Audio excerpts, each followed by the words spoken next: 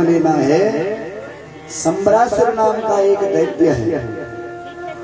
उस दैत्य को पता था कि रुक्मिणी के पेट से जो बच्चा पैदा होगा उसी के हाथों मेरी मौत है। ये कौन जानता है?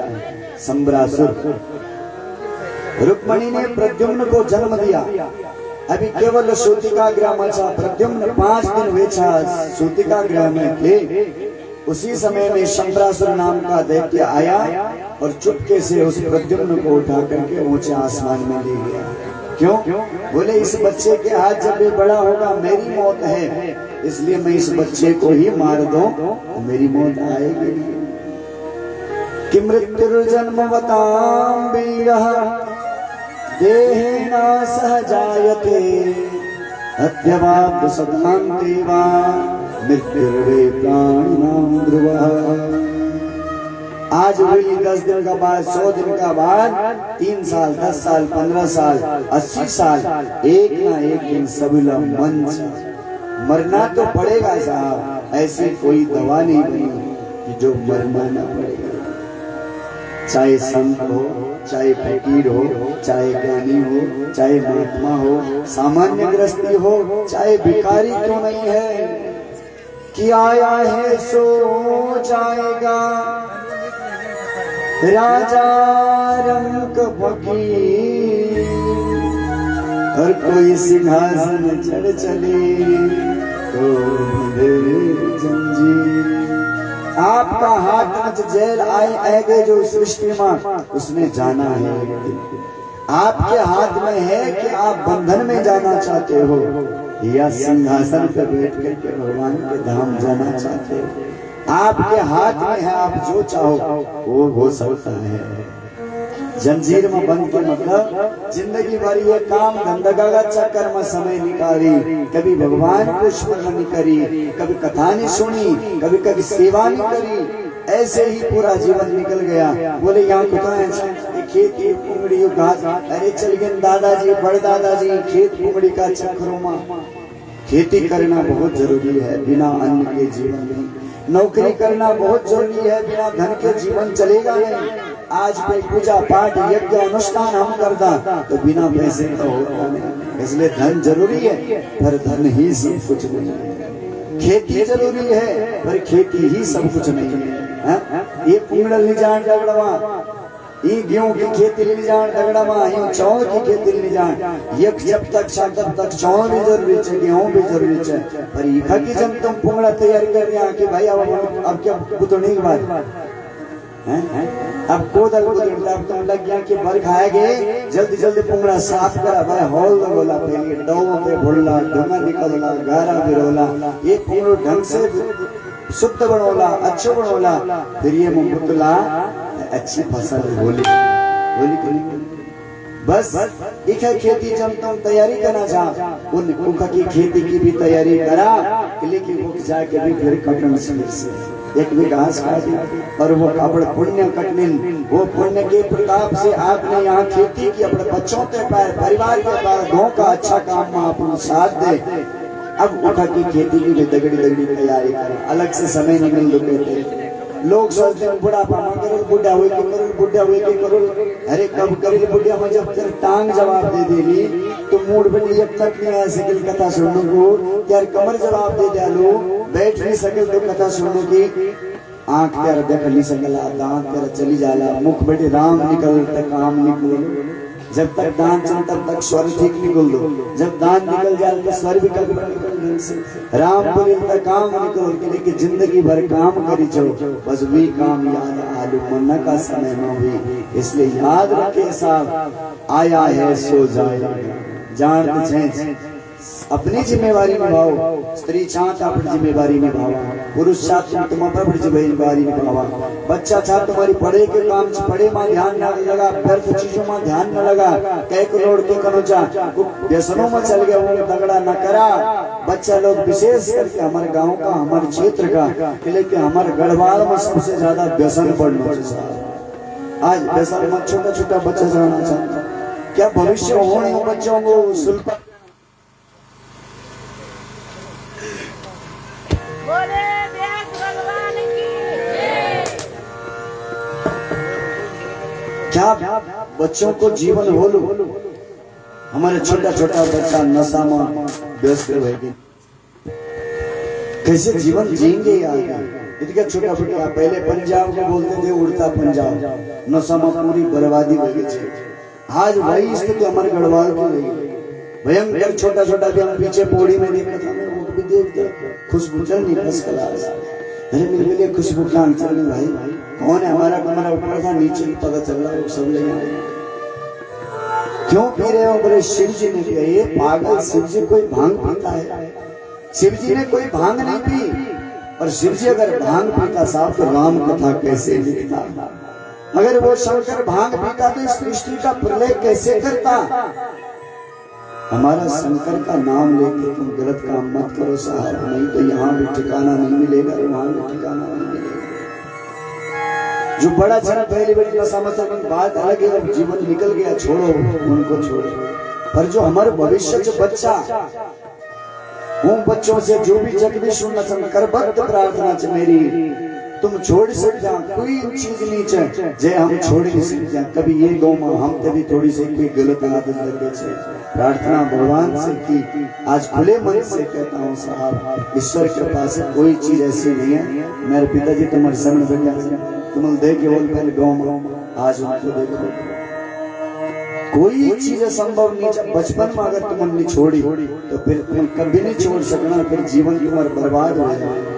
पढ़े में ध्यान दिया, पढ़े लिखे करा, खूब तरक्की करा। हमारे उत्तराखंड को आज 9 रोशन देखा, यूपी को मुख्यमंत्री हमारे उत्तराखंड, प्रधानमंत्री का बिल्कुल नजदीक है हमारा डोभाल जी उत्तराखंड का, बिपिन रावत जो अभी दुर्घटनाग्रस्त का विमान हमारे उत्तराखंड का जन्म, तीनों सेना का अधिकारी बने। हमारे उत्तराखंड का ऊपर देवताओं की बहुत बड़ी कृपा है, बस हमसे थोड़ा सा मेहनत कर आज ये व्यासपीठ पर बैठे छो। आप देखा ये गौ में जन्म ले छे कि गोर चले, हमारे पिताजी कोई बड़ा आदमी निचा कन के उन जीवन निकाल लो, पर हमने ये निश्चय कर लिया था कि भाई संघर्ष करोला, न मिले हाथ कुछ न लगे तो न लगे कोई बात नहीं, हम थोड़ी सी मेहनत करोला। आज पिताजी का, हमारे चाचा जी का, हमारे परिवार का, हमारे गांव वालों को आशीर्वाद फलीभूत हुए, जो हम तुच्छ सा हम कहे काम नहीं चाहते तुम देखिए वो लोग, फिर भी भगवान की कृपा से आज व्यासपीठ पर बैठ के द्वि शब्द केवल ये गाँव नहीं बल्कि पूरा भारत भर में जाने को मौका मिला। आज कथा सुन के कई लोगों को जीवन बदलना चाहिए, बस मेरा जीवन इसी में सार्थक है, मेरा यही धन सबसे बड़ा धन है। बस भगवान मेरे ऊपर ये कृपा बनाए रहे, आप लोगों को भी, गाँव वालों को आशीर्वाद सदा चाहिए चाहिए। ईश्वर कृपा आप लोगों का आशीर्वाद साथ रहो, जितना प्रेम आप लोगों का पहले भी जितना प्रेम दे हम लोगों को पहले से हमारे क्षत्रिय परिवार जितना भी चल गाँव का सबने खूब प्रेम दिया हमारे परिवार, ब्राह्मण परिवार का भाई, लेकिन हमारे जितने भी क्षत्रिय परिवार एकदम ऊपर से लेके मूड बूढ़ा जी पटेल जी को घर का सब प्रेम दे, पहली बेटी पहले से ही प्रेम दिया, और अबर गाँव प्रेम दे तुम लोग ला कि अब खुद मेरे भीतर बेटी आंसू निकलने, इतना प्रेम आप सबने, इसके लिए भगवान से प्रार्थना सब प्रेम से रहे, आनंद कि कामस्तु वासुदेवांशो वे कामदेव। अब की बार भगवान कृष्ण के अंश से रुक्मिणी के गर्भ में जन्म लिया। सम्रासुर जानता है कि मेरी मौत इसके हाथ है, इसलिए उसने कहा इसको छोटे में ही मार दूं, बचपन में मार दूं, पर मौत को कोई नहीं मार पाया। मौत ऐसी ध्रुव सत्य है जो टाला नहीं जाता, जो काटा नहीं जाता, मरना सबको पड़ेगा। कि मौत ने जमाने को ये समा दिखा डाला, कैसे कैसे रुस्तम को खाक में मिला डाला। यूं सिकंदर के हौसले थे आली थे, जब गया दुनिया से तो दोनों हाथ खाली, दुई हाथ खाली जान, शुभ कर्म के खेती बुआ, इन साथ में जान, न करा झगड़ा बेमतलब मां, कहेगी कुंगड़ी साथ में जान, कहेगा पड़ोसी साथ में जान, क्या को बेमतलब हम लोग पीपल में झगड़ कर, कभी विवाद थोड़ा हो जाए छोड़ो साहब, माफ कर दो, माफ कर दिया करे, प्यार से प्रेम से रहेंगे ये साथ जाने वाले, नहीं तो एक भी झगड़ा करें तो वो फिर भयंकर होगा, वहां तो बड़ा भयंकर सब मिलेगा उसका। इसलिए याद रखा। और यही शंबरासुर ने कहा मौत को मार दो। उसने सूतिका ग्रह से उस छोटे से प्रद्युम्न को उठाया, ऊंचे आसमान में लेके चला गया, ऐसे नीचे फेंक दिया। वो बच्चा नीचे तैरते गिरते गिरते गिरते नीचे आता। नीचे नदी थी, वो बच्चा नदी में गिर गया नीचे। जो नदी में पड़ी तो नीचे उसी समय एक बड़ी सी मछली ने मुंह खोला था। वो बच्चा वे मछली का मुख में घुस के सीधा मछली का पेट में चल गए। और जाको राके साइया मार सके जेग रक्षक भगवान रहते कुमार साहब, उसको कौन मार सकता है? वो मछली का पेट बजा के भी प्रद्युम्न मरे नहीं। और शंबरासुर ने सोचा मैंने अपनी मौत को मार दिया।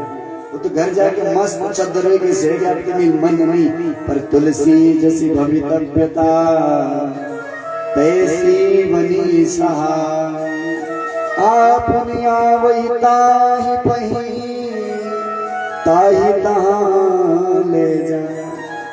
मौत या तो आपको खींच करके अपने पास तक कर लेके चली जाएगी, या स्वयं चल के तुम्हारे सामने आ जाएगी। घर का भीतर को बेहद बोल लोग जरा से लंबी फट से हुए पड़ी थी राम नाम सत्य ले। अरे जो बड़ा बड़ा बेलो लमन जो मर गए फिर भी चोट नहीं लगी, घर में छोटा सा एक चोट लग के कर्म मर गए भाई। वो मौत की सांस उस दिन थी नहीं, आज चल के तुम्हारे द्वार तक आई।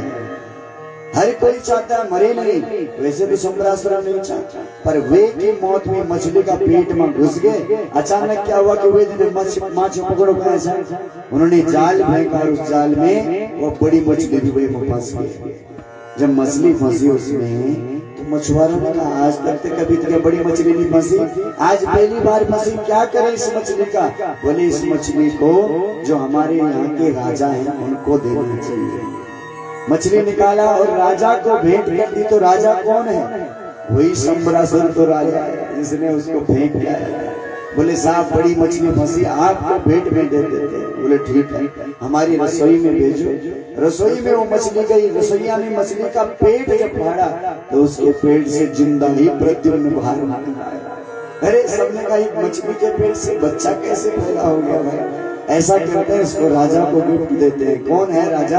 शंबरासुर। उस प्रद्युम्न को, उस बालक को, राजा को, शंबरासुर को गिफ्ट दे दिया। साहब मछली के पेट से बच्चा है, उसको पता ही नहीं कि जिसको मैं फेंक के आया हूं मेरे घर के अंदर चला आया है। उसने कहा मैं क्या करूं, इस बच्चे का ऐसा करो जो हमारे खाना बनाने के काम कर दी दासी रति, ये बच्चा उसको दे दो। वो रति कौन है? वो दासी, वो कामदेव की पत्नी है, जो कामदेव प्रद्युम्न बनकर के उसके पास भेज दो। वो रति वहां प्रद्युम्न की सेवा करने लगी। धीरे धीरे प्रद्युम्न उस रति की सेवा में बड़ा हो गया। एक दिन नारद जी उस रति के पास आए, बोले देवी जिसकी तुम सेवा कर रही है उसको क्या समझ रहे तुम? बोले बच्चा। बोले बच्चा नहीं, ये तुम्हारा पति है।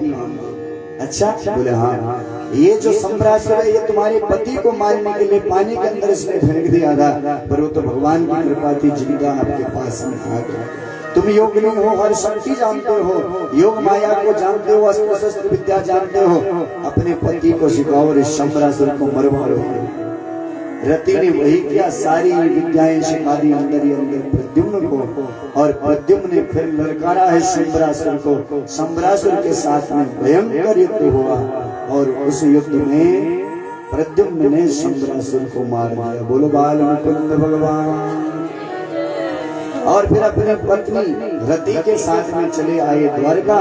द्वारका में जब पहुंचे तो रुक्मणी ने कहा मेरा बच्चा कभी बहुत साल पहले कहीं सूतिका ग्रह से कोई चुरा के लेके चला गया था, अगर मेरा बच्चा जिंदा होता तो इनके जैसा होता। तो प्रद्युम्न ने कहा माँ हम तुम्हारे ही बच्चे हैं, अब तुम्हारी भी बुआरी आएगी, स्वागत करा बुआरी को।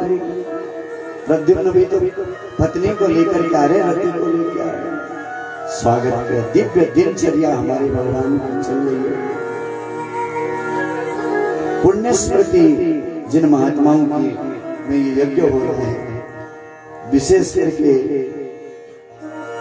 माई श्री श्री सूरजगिरी जी और गुरु हैं हमारी नारायण गिरी जी की, श्री कैलाश गिरी जी, जिनकी स्मृति में, जिनके शरण में हमने भी कभी अपना बचपन बिताया।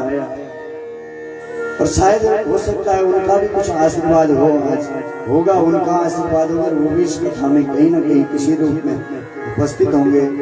आज हम सब महात्माओं के आशीर्वाद से संपन्न हो रहा है। शिष्य सेवागिरी जी यहाँ पे बिल्कुल समर्पण रूप से बार बार जयकारा लगाते हैं। इनका समर्पण आपने भी कई यज्ञ कर दिया, आपने अपने वहां पे रह करके, तो आप भी यहाँ आई, आपका भी स्वागत है। शिष्य श्री नारायण गिरी जी जो इस यज्ञ को, इतने बड़े यज्ञ को उठाए, आप समर्पण रूप से इस यज्ञ में लगी हैं। शिष्य श्री गोविंद गिरी जी आप भी समर्पण रूप से इस यज्ञ में लगे हैं। और इन सभी महात्माओं का आशीर्वाद हमारे पूरे क्षेत्र को मिल रहा है। कुछ महात्मा प्रत्यक्ष रूप से यहाँ पे विराजमान हैं, संत जी आप भी विराजमान हैं, और कुछ लोग अप्रत्यक्ष रूप से जो महात्मा दिव्य गति को प्राप्त कर गए हैं, वो भी अपना आशीर्वाद हम सबको यहाँ पे दे रहे हैं। और ये बड़ा सुंदर ढंग से अपनी पूर्णाहुति की ओर है। सभी संत चरणों के हम सब वंदन करते हैं। बोलो संत महात्माओं की। तो वही अपनी माँ के पास में लेकर के आए पत्नी को, और फिर बड़ा सुंदर जीवन चलने लगा।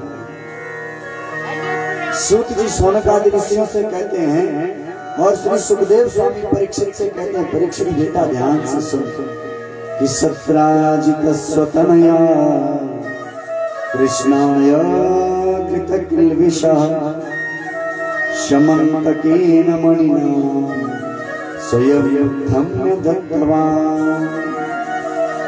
सुखदेव जी बोले, परीक्षित बेटा भगवान की एक ही शादी नहीं हुई। गुरु जी क्या भगवान की और भी शादी हुई? बोले हाँ बेटा और भी शादी। गुरु जी बताओ ना कितनी शादी हुई?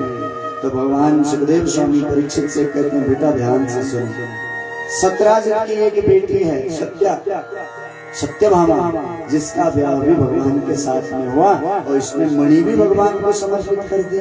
बोले गुरु जी कौन सी मणि? बोले बेटा ये जो सत्राजित है ना, ये भगवान सूर्य का परम भक्त है। इतना सूर्य आराधना करता है, इतना सूर्य आराधना करता है कि सूर्य ने सत्राजित को अपने स्थान में जगह दे दी, दोस्त बना दिया, फ्रेंड बना दिया। आप भगवान को दोस्त बना सकते हैं, मित्र बना सकते हैं, सखा बनाइए साहब, अपना पति बनाइए, अपना बेटा बनाइए, कैसे भी संबंध भगवान से जोड़ दीजिए, बस किनके भी हम भगवान से जुड़ जाए। बोले घास करदा या खेती करदा गेहूं मणदा भगवान को स्मरण करदा रहा, इनके बख्श नहीं। सत्राजित सूर्य की उपासना करता, इसलिए भगवान सूर्य नारायण बहुत प्रसन्न हुए। एक मणि जो है शमंतक नाम की मणि भगवान सूर्य ने सत्राजित को दे दी। ये ले तू ले जा भाई। सत्राजित ने मणि गले में पहनी, कबली सूर्यकांत मणि बड़ी चमकने वाली वो मणि, और वो मणि नित्य 8 भार सोना देती हुई मणि बड़ी रोज सोना निकल दो 8 भार सोना। सत्राजित ने मणि गले में पहनी और चला है नीचे, सोचा कि कृष्ण को दिखाई दे कि हमारे पास मणि है। वो सत्राजित उस मणि को धारण करके द्वारका में आए, और द्वारका में उसने भगवान कृष्ण जहाँ पे चौसर खेल रहे थे वहीं से निकल रहा था। भगवान कृष्ण के सखाओं ने कहा, कृष्ण देखो हमसे मिलने लगता है सूर्य नारायण आ रहे हैं। भगवान कृष्ण का कोई सूर्य उर्य नहीं, बल्कि सूर्य का भक्त सत्राजित को मणि मिली है, वही हमें मणि दिखाने आ रहा है, आने दो इसे। सत्राजित भगवान कृष्ण के पास में आया। भगवान कृष्ण बोले, सत्राजित तेरी आराधना से भगवान सूर्य नारायण प्रसन्न हुए, और सूर्य ने तुझे ये मणि दी है, तेरी तपस्या का फल है। पर देख तूने तपस्या किया, आज फल मिला, तो अकेला इसको भोगेगा तो अच्छी बात नहीं है। अकेला खाने वाला तो कुत्ता है, दूसरे उसकी रोटी के अंदर देखे तो गुर्रने लगता है, भौंकने लगता है। तू तो आदमी है कम से कम। इसलिए ये मणि से नित्य 8 भार सोना निकलता, तो अकेला क्या खाएगा, कितना सोना खाएगा बता। 8 भार सोना मतलब बहुत होगा, 8 किलो नहीं, भार का जो संख्या चाहिए बहुत ज्यादा चाहिए। बोले इतना सोने का क्या करेगा, सोना आएगा रोज 8-8 बार, क्या करेगा। बोले चटाई सोने की बना देगा, नीचे टाइल्स भी सोने के लगा देगा, घर की दीवारें सोने की बना देगा, और खाने के सारे बर्तन सोने के बना देगा, चम्मच गिलास कटोरी चम्मच जो भी है सब सोने के बना देगा। हाँ? और क्या करेगा। और गलती से कहीं तेरा चावल का दाना और गेहूं का दाना भी सोना का बन गया तो खाएगा, खा क्या करेगा इतने सोने का। इसलिए इस सोने को तू अपने देश की भलाई में लगा दे, राज खजाने में दे दे, क्या होगा इससे। आप बड़े बने, अपने लिए बड़े बने तो क्या बने साहब, तुम बड़े बने अपने लिए बने तो क्या बड़े बने साहब। तुम्हारे बड़े बनने का कितनों को फायदा मिला, कितनों का जीवन आश्रित हुआ आपका, वो श्रेष्ठ बात है। नहीं तो बड़े तो दुनिया में न जाने कितने बड़े हैं, बड़ा बनी, आप कितने बड़े बने, आपके आश्रित कितनों का जीवन चलता है। अगर कुछ नहीं, रिक्त हैं, खाली हैं तो कुछ नहीं आपका जीवन, और आपके आश्रित रह करके बहुतों का जीवन चल रहा है। तो आप बड़े हैं, नहीं तो काहे के बड़े इंसान, मित्र क्या बड़ा होता पर घर का कौन किसके घर की रोटी चला रहा है साहब, कौन किसके घर की रोटी चला रहा है। सब मेहनत कर रहे, अपने मेहनत से खाते हैं, कोई किसी को खिलाता नहीं। जो तू खा रहे हो अपने भाग्य से खा रहे, किसी के भाग्य का भी कोई खाता नहीं। और जो कुछ मिल रहा है अपने कर्मों से मिल रहा है, जो तू कर रहे इसके प्रताप से मिल रहा है, कोई किसी को खिला नहीं सकता है। यही कहा कि क्या करेगा इतने सोने का, ऐसा कर ये देश के काम आएगा। गाँव का काम आलो, क्षेत्र का काम आलो, गाँव को कोई मंदिर टूटनो चाह वे मंदिर का जीर्णोद्धार का काम आलो, पुनः स्मृति में दिला दो अपने गाँव वालों के, अपने क्षेत्रवासियों से। ये संकल्प सब करें, आज ये यज्ञ की पूर्णाहुति हो रही है। हम अपना गाँव का शंकर जी को मंदिर, तारेश्वर भगवान को मंदिर को दिव्य बनाएंगे। मंदिर टूटने की स्थिति में आएंगे, नीचे धस चुके हैं, छत नीचे आया है, कौन बनाएगा इसको। हमारे गांव की रखवाली करना चाहना भगवान महादेव बैठ करके, तारेश्वर भगवान गांव की रखवाली करना चाहना। हमारे बच्चा विदेशों में देशों में जया छन, उन बच्चों की रक्षा करना चाहना भगवान तारेश्वर। सब लोग मिल के ये मंदिर को जीर्णोद्धार करोला। हमारे गांव का जो बड़ा लोग श्रेष्ठ लोग वो से निवेदन है, आप सभी ग्रामवासी बड़ा बड़ा हमारे पुरुष लोग भी बैठे हैं कुछ नहीं, आप सबसे भी निवेदन होना, छत में बैठे हैं कुछ लोग, आप सबसे निवेदन मीटिंग हो एक गांव की, पुरुष भी हो स्त्री भी हो, और मीटिंग सही दिशा में जाए, फालतू टाइम पास करके न निकले, सही दिशा में जाके कुछ निर्णय निकलो। पूरा गांव वाला हाथ लगोला तो कोई बड़ी बात नहीं, एक मंदिर बनाओ। हमारे मंदिर ठीक रहा तो हमारे गांव का सभी वासी ठीक रहा। जो समर्थवान जनो ज्यादा सेवा द्यावा, और जो समर्थवान निचन विवाद में साबुन से सेवा मत लो, भगवान कृपा करेंगे। जो समर्थवान जन सब इकट्ठा हुआ, ये मंदिर को जीर्णोद्धार कन में हो लो। मीटिंग का माध्यम से निश्चय करा। हमारे बड़ा बड़ा चाचा श्री जी आप सब बैठे हैं, पीछे उधर भी लोग बैठे हैं, कुछ सुन रहे हैं, कुछ सुनेंगे इसको। जो बाहर से हमारे गांव का बच्चा देश विदेशों में, वो भी एक कथा लगातार सुनना चाहते, आप सबको दिखना चाहते भजनों में। कन हमारे गांव के लोग खुशहाल खुशी वो सब दिखना चाहते। उनसे भी मेरा निवेदन है कि तुम बाहर जाके कमा रहे हो, गाँव में कुछ कमाना चाहते, कुछ असमर्थ छन, तो जो असमर्थ छन वो बेटी कोई न लिया, जो उनकी इच्छा हो तो देख बात लगे, पर जो समर्थवान छन वो पैसा निकाले थोड़ा थोड़ा, सब मिल के निकाला। उसमें से पहला नंबर जितने हमारे हिस्से में आएगा उसको डबल करके हम देंगे, कोशिश करेंगे। आप बोलो सब मिल करके बढ़ोला तो मंदिर जरूर बने। मित्र ये मंदिर धस जाए, माई जी स्थान नीचे हो गया, कौन इसकी रखवाली करेगा। कभी कोई आवा, कभी कोई आवा, बत्ती जला के जावा, माई जी यहाँ तक बोल रहे तेल में दूंगी, बत्ती का खर्चा धूप में दूंगी, तो करा तो सही। सब लोग मीटिंग हो, क्यों लक्ष्मण जी होनी चाहिए। हमारे चाचा श्री कुंदन जी पीछे बैठे, हमारे चाचा श्री जी, हमारे गांव का जवान सभी बटिया चन पिछले कुछ बटिया चन हुए छत में, हमारे बड़े बड़े भाई साहब लोग उधर बैठे ताऊ जी को। तो ये निर्णय हो, पहले तो ये निर्णय हो कि कोई सरकारी स्कीम आए जेते हम फल तो के गदरा में लगवाना चाहे क्या सारी अमल कूल बड़े नहीं खाई में पैसा लेन कूल में लगे आज सब कूल तनी पड़ी उन पहली बेटी में हम ये तो डाइवर्ट करा दूसरी तरफ परिवर्तन दूसरी तरफ डाला सब इकट्ठा होकर एक पत्र बनो ताकि कोई स्कीम हमें मंदिर का उद्धार मारे। अगर इनमो भेजा तो इनमो हो इनमो ने भेज सक दो तो फिर सब हाथ लोगों लगाएंगे कि नहीं।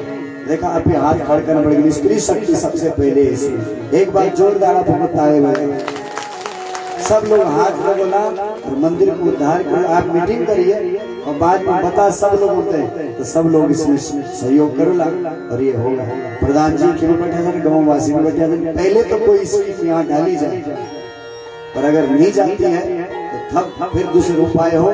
सब लोग ये राजी छन और ये संकल्प से अग्नि बढ़े हैं।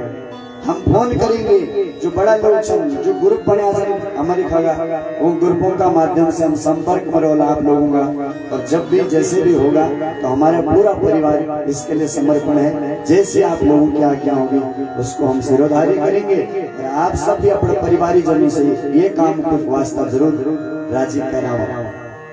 ये काम बहुत जरूरी है। लेकिन मंदिर की स्थिति प्यार हम देखना चाहें बड़ी जल्दी स्थिति मचा। और पहले भी मेरे संज्ञान में बात भी बात डाली गई। अगर पहले डाल दे तो शायद पहले यही काम के लिए हम जोर लगाते लोगों से। तो अब ये संज्ञान में आए तो अब सब लोगों का संज्ञान में सड़क गाँव वासी बचा जाए। सब लोग इसको याद करिए और आगे जल्दी से मीटिंग रखिए। ये काम के लिए भी विचार विमर्श की जाए। आज इतना बड़ा यज्ञ माई नारायण गिरी जी ने अपने कंधों में उठाया। पहले तो हम यही सोच रहे थे कि सब मिल के करेंगे इसको और बाकी अपना सहयोग आप सबने दिया। लेकिन प्रधान रूप से भाई जी ने कंधे में उठा दिया तो यज्ञ इतने अच्छे से हो गया। अब ये मंदिर वाला जो काम है एक बार ये काम के लिए भी सब संकल्पित बद्ध होकर के बैठे। बोलो ताड़ेश्वर भगवान।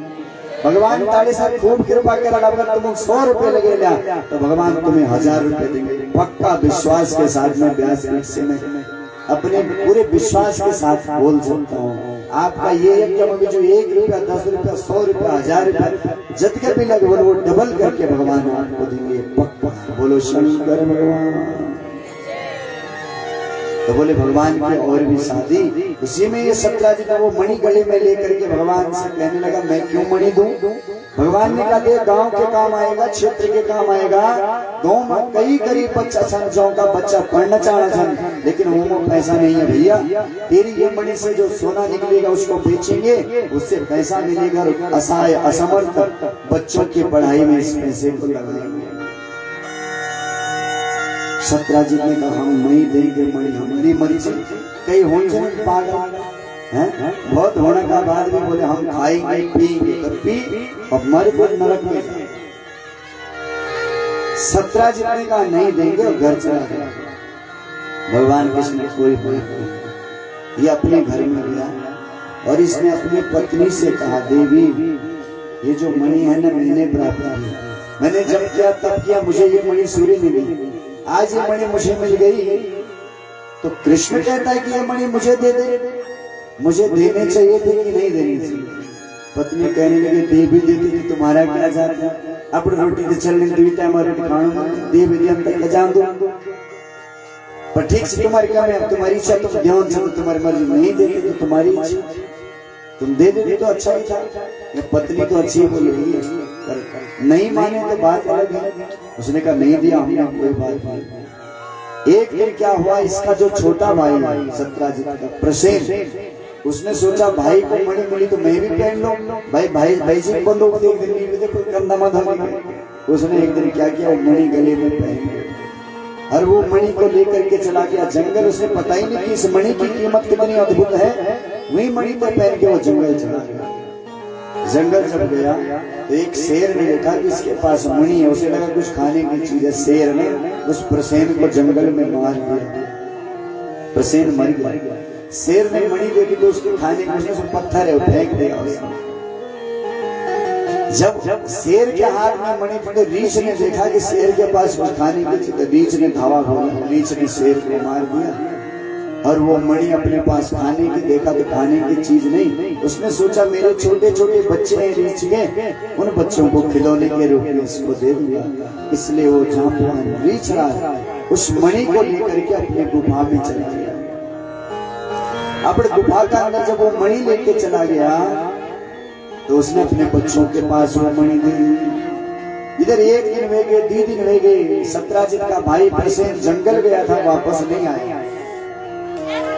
उसकी पत्नी ने कहा कि वापस नहीं आया, भैया कहाँ चले गए देवर जी? सत्राजित ने कहा अरे कब चल गए, बोला कहाँ गए होंगे, कहाँ गए? अपनी पत्नी से कहा देवी एक बात कहता हूँ तुझसे, पर तू किसी को मत बताना। हाँ? एक बात बताऊंगा तो कहते ना। बोले बोले क्या? बोले जो मेरा भाई प्रसेन जंगल गया था उसने मणि पहनी थी अपने गले में, और मणि पहन के गया था तो एक दिन उस मणि को कृष्ण मांग रहा था, मैंने नहीं दिया। मुझे लगता मेरे भाई को कृष्ण ने मणि के चक्कर में मरवा दिया। ऐसा किससे बोला? वो अपनी पत्नी से बोला। पर देवी ये बात मैं तुझे बता रहा हूं तो किसी को मत बताना। कहते मैं तू कह मना बोल, मैं अपने हृदय की बात तुझे बताता हूँ, किसी को मत बताना। और हमारी माताओं का स्वभाव है ये अपने भीतर कुछ नहीं रखती, दिल में कुछ नहीं रखती, जो कुछ आए सब बोल देती है। साप भी लगे, कुंती को साप दिया था युधिष्ठिर जी, जब कर्ण को छिपा कर बताया नहीं। साप भी है और दूसरा हृदय में कोई बात छिपाती नहीं, और कुछ भी बात हो अब दगड़े माँ कई मम्मी पता कि वो हल्की हो जाती है। इसलिए कहते हैं स्त्रियों को अटैक कम होने, हार्ट अटैक जो जात पुरुष होते हैं अंदर अंदर घुटनों, और स्त्रियां जो है घर से बोल के वो हल्का हो जाता है, मन में कुछ भी नहीं लगता, आंगों से उनका हार्ट अटैक ऑन नहीं, पुरुष अंदर ही अंदर घुटता है। उसने अपने पत्नी से कहा देवी किसी को मत बताना। अब उसकी पत्नी वो कैसे नहीं बताए भाई, बिन बताए देवी खाने को नहीं पचो। बोला किसी को नहीं बताया? बोला नहीं। स्त्रियों को कोई गुप्त बात बता दी तो कोई गलती नहीं कही, बतौर चाहे पर घर पर बताने के बाद अगर ये कह दिया कि किसी को मत बताना तो पक्का है कोई बात पहले का समय में जब कथा इत्यादि होनी चाहिए तो ये कार्ड ये फोन कुछ अच्छा नहीं तो भाई ये गाँव में समाचार करके पूछो एक औरत बोल सा फलन जब कथा हुई पर तू कई मन बोली तू ऐसे कथा में बस वो दूसरे में चौथ पूरा एरिया में समाचार पहुंच जाते, समाचार भेजने का भी काम करती थी। और हमारी बहनें जो है जितने जल्दी घुलती मिलती छन ना उतने जल्दी झगड़ा भी होने मिलना आपस में। आप कहीं सफर में जा रहे हो और 2 आदमी बैठे जब तुम्हारे बगल में, जब हम बम्बई बैठो दिल्ली या देहरादून हरिद्वार आते हैं सफर में हमारे बगल में 2-3 बम्बई बैठ चढ़ी भले हमारे गढ़ वाली किले में चल वो बैठे रहेंगे एक इधर मुंह करके पूरा दिल्ली से बम्बई कहाँ जा रहे हो? दिल्ली। अच्छा ठीक है बैठ के पूछे से ज्यादा कुछ नहीं, पर वही वही के जगह पर अगर 2-3 मुख में और अच्छा वो पूरे पूछेंगे कहाँ से आ रहे हो, कहाँ जा रहे हैं आप? लगते हैं कि कथाकार हैं क्या? कथाकार। कहाँ जा रहे हैं? पौड़ी उत्तराखंड। क्या करें? कथा की। अच्छा किस चीज की कथा है? भागवत शिव पुराण देवी भागवत अच्छी कथा होती है, लोग खूब सुनते हैं सुनते हैं। आप कहाँ रहते हैं? बम्बई रहते हैं। कितने बच्चे हैं? कहाँ पे रहते हैं? किराए का घर की खुद का घर? सड़े कुंडली ले लेगी पूरा घुल मिल के मस्त बने सफर में वे जग पर पुरुषों को बात ही नहीं थी। और जितने जल्दी स्त्रियां मिलती हैं उतनी जल्द झगड़ा भी हो गले में जल्दी होता है। एक बार ट्रेन बंदी और सफर करनी चाहिए। अब ट्रेन में 3 सीट इधर 3 सीट इधर, साइड जो 2 सीट होगी वो 2 सीट एक नीचे की एक ऊपर, दिन में 2 सीट में बैठे एक खिड़की पर और रात में ये एक अलमा चल जाने की ऐसे में ट्रेन में तो साइड की सीट थी एक पहले आके बैठ गए, वो खिड़की खोल के बैठ गए, बोले हवा हुआ है तो आराम से पता चला कि जो बगल की सीट वाली भाभी कोई स्त्री भाभी अकेला जाने वो आई और तो पहले इधर उधर देखा उसने पहले खिड़की को बंद कर दिया। इसने कहा खिड़की बंद क्यों करी? मैं पहले आई मैंने खिड़की खोली, खिड़की बंद क्यों कर दी? अरे बोले खिड़की बंद मत रख। बोले क्यों? बोलिए खिड़की बंद रख ले तो ये हवा नहीं आएगी तो मेरे सांस रुक जाएगा। श्वास रोको मीपा पे दमा बीमारी चल, श्वास की बीमारी चल, और श्वास रोकेगा तो मेरे प्राण रुक जाए, प्राण रुक जाए तुम्हें मर जाओ। खोली खिड़की, जय खिड़की खोली, बोल नहीं खिड़की खुली रही, बंद करो। खोलने वाली बोलती है कि खुली रहने दो, क्यों? बोले हवा आने में श्वास रुकेगा मर जाएगा। और दूसरी बोली नहीं खिड़की बंद करके ले, बोले अगर ये खिड़की खुली रही तो हवा तेज हवा, तेज हवा आई तो नहीं सर्दी लग जाएगी, सर्दी लगे और सर्दी बढ़ते बढ़ते यहाँ से दिल्ली 24 घंटे, 24 घंटा में तो मेरा राम नाम सत्य हो जाए, मैं मर जाऊँ लोग सर्दी से। एक कहती है कि खिड़की बंद कर, अब दूसरे बनी खिड़की खोल, क्यों? वो कहती है कि हवा नहीं आएगी तो मर जाऊंगी, ये बोलती कि हवा आए तो मर जाऊंगी। अब ये इधर पड़ोसी पड़ोसी के पास भाई क्या परेशानी सुनते हैं, तय खिड़की क्या को तोड़ना चाह, तो क्या परेशान ये जीना है बड़ी से, तेरे को क्या तकलीफ है? वो बोली तकलीफ है आज ये खिड़की बंद करनी, बाद में या मैं पहले की खिड़की खोले चली, मुझे हवा चाहिए, हवा नहीं आएगी तो मैं मर जाऊंगी, दम घुटा बीमारी मुझे है, एक ही मर्जी, इसलिए मुझे खिड़की चाहिए खुली। तो दूसरे से बोला खिड़की खुली रहने दे माई, तेरे को क्या तकलीफ है? रंदी खिड़की खुली, चुपचाप बैठी रहा तो। बोले नहीं तकलीफ आज, एक खिड़की खुली डाली, हवा आली और वो हवा पीते लगे तो सर्दी हो जाए, दिल्ली जल्दी जाना जाना मेरी मौत हो जाए, इसलिए खिड़की बंद कराओ। बोलो हो तो बड़ी भयंकर समस्या नहीं है भाई, ये बोली खिड़की बंद कराओ, अपनी खिड़की खुला, एक ही सीट, कोई कहते सीट शेयर नहीं करो जल्द से, कौन करेगा? एक कहती खिड़की बंद, वो इधर पटक रही, दूसरी कहती खिड़की खुली, वो उधर खींच रही है, खींचा तानी होते होते आधा सफर निकल गया। सभी लोग समझाना चाहे, सभी लोग समझा रहे कि भाई ऐसा मत करो, लड़े न करा, कोई नहीं मर दो, चिंता न करा, दी जिंदा जेल दिल्ली तक वहां टेंशन न ले, पर वो इधर खींच रही, वो इधर खींच रही। किसी ने कहा किसी के समझाने से समझते नहीं, करो टीटी के बोलो, टीटी इनका जो है ठीक करेगा, इनको समझा लो, पुलिस पे लेके आओ, डायरेक्ट हमारे हो सकते समझ जाए, टीटी को लेकर आए, टीटी का तकलीफ क्या है तुम लोगों को, क्यों लड़ रहे तुम लोग खिड़की के लिए, तुम बताओ तुम्हें क्या तकलीफ है? बोले मेरे को ये तकलीफ है कि मेरे को खिड़की खुली चाहिए, और मैं पहले भी आके बैठ गई थी सीट में, इसलिए मैंने खिड़की खोली, खुली चाहिए, हवा चाहिए, नहीं तो मर जाऊंगी बंद खिड़की में। अच्छा ठीक है, दूसरे से पूछा तुझे क्या तकलीफ है? बोले तकलीफ ये है कि अगर खिड़की खुली रहेगी तो हवा आकर के मुझे सर्दी होगी और फिर दमा हो सकता है, मुझे भी हो जाए, दमा मीते हो जाएगा, मैं मर जाऊं दिल्ली जाते जाते, इसलिए मुझे तो खिड़की बंद चाहिए। टीटी का दिमाग घूम गया, उसने कहा इतने साल से मैं टीटी का काम कर रहा हूँ, पर इन किस्मत खतरनाक केस तो पहली बार है भाई, क्या करे जाए? एक से कहा तू मान जाओ, कहती मैं क्यों मानू, मैं तो पहले आई, दूसरी कहती तू मान जा, तू बाद में, तो वही बोली कि मैं बाद में, तो क्यों है? अगर 1000 रुपये इसने टिकट में लगाए तो मैंने भी तो 1000 रुपये दिया, जितना अधिकार इस खिड़की पे इसका, इतना अधिकार मेरा भी इस खिड़की पे। टीटी बोले तो बड़ी मुसीबत हो गई भाई, क्या बोले? कन्हैया समझौता हो, एक से कहा तू मान जा, उसने कहा ज्यादा मत बोल, तू बीच में मत, पर हम दूंगा है तो हमारे दोनों का बीच में न, एक इधर खींचती दूसरी उधर खींचती। अब जो और यात्री जनों बेचारे परेशान, के बच्चा जनों चिल्लान बड़ी, कोई सोने को तैयार था, पर एक खिड़की का बिना झगड़ा मचा हुआ, आधा सफर कई तरफ से निकाला, बगल में एक बुढ़िया पड़े परेशान हो गई, बोल हाथ धोएंगे यार, तुम्हारे लोग समझाना चाहे, फिर भी समझ में नहीं, पागल नहीं हो रहा। बुढ़िया बोली तुम सब लोग मेरी बात सुनो। बोले क्या? बोले बात ये है, ये बोलती है खिड़की खुली रखो, हवा आएगी तो जिंदा रहेगी, और ये कहती है खिड़की बंद करो तो हवा बंद होने से ये जिंदा रहेगी। ऐसा करो, पहले इस खिड़की को पूरा बंद कर दो, खिड़की बंद करो। बोले क्यों? बोले खिड़की जब बंद करोगे तो हवा नहीं आएगी तो ये वाली मर जाएगी, ठीक है?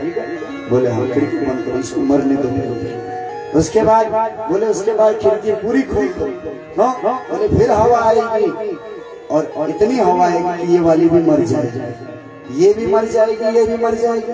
जब दोनों मर जाएंगे तो फिर क्या होगा? बोले मैं सीट में बैठो, आराम से इस सीट में सेक रही, जाने किसी ने कहा भाई इनके झगड़े में इस खिड़की पे अब कांच है ही नहीं, बिना कांच खिड़की झगड़ा उड़ती ना, बंद कर दी, खुली है खिड़की, न ये मर रही ना ये मर रही है। तो हमारा जो माता ये थोड़ा थोड़ा माँ विवाद में जल्दी फंस जल्दी विवाद में फंस, जितने जल्दी प्रेम बढ़ता है, जितने जल्दी मिलता जल्दी झगड़ा। सत्राजित ने कहा किसी को मत बताना कि मेरे भाई को लगता है कृष्ण ने मराया। उसने कहा हम किसी से नहीं बताएंगे। तो मैंने अपने दोस्त को बताया, वही अपने फ्रेंड ने बताया। यानी होते करते वो बात भगवान कृष्ण की पत्नी रुक्मणी के कान में पहुंच गई। रुक्मणी ने कहा प्रभु आपको सत्राजित ने झूठा कलंक लगा दिया कि आपने प्रसेन को मारा है मणि के चक्कर में। भगवान कृष्ण ने कहा हम ऐसा क्यों करते भाई, हम क्यों मारते? अगर ऐसा होता तो मैं उसी दिन छीन लेता सत्राजित से मणि, अगर मैंने मणि लेना होता तो उसी दिन छीन लेता। इसने मुझे झूठा कलंक लगाया, इसलिए अब मुझे इसका मार्जन करना है। तो भगवान प्रसेन को खोजने के लिए बड़े बड़े गोपों को साथ में लेकर के जंगल गए। प्रसेन को खोजने लगे तो प्रसेन मरा हुआ मिला, उसके पास मणि नहीं थी। कौन ले गया इसके मणि को? तब देखा तो वहीं से आगे शेर के पैरों के निशान थे। बोले ये शेर लेके चला गया होगा। आगे देखा तो शेर भी मरा पड़ा था, उसके पास भी मणि नहीं थी। कौन ले गया? फिर तो रीछ के चरणों के निशान दिखाई दिए। तो फिर जो है रीछ के पीछे चरणों के पीछे गए तो वो चरण की गुफा के अंदर गए थे। भगवान कृष्ण ने कहा लगता है मणि इसी गुफा में है। अपने ग्रामवासियों से कहा तुम अंदर मत आओ, मैं अकेले जाऊंगा। क्यों?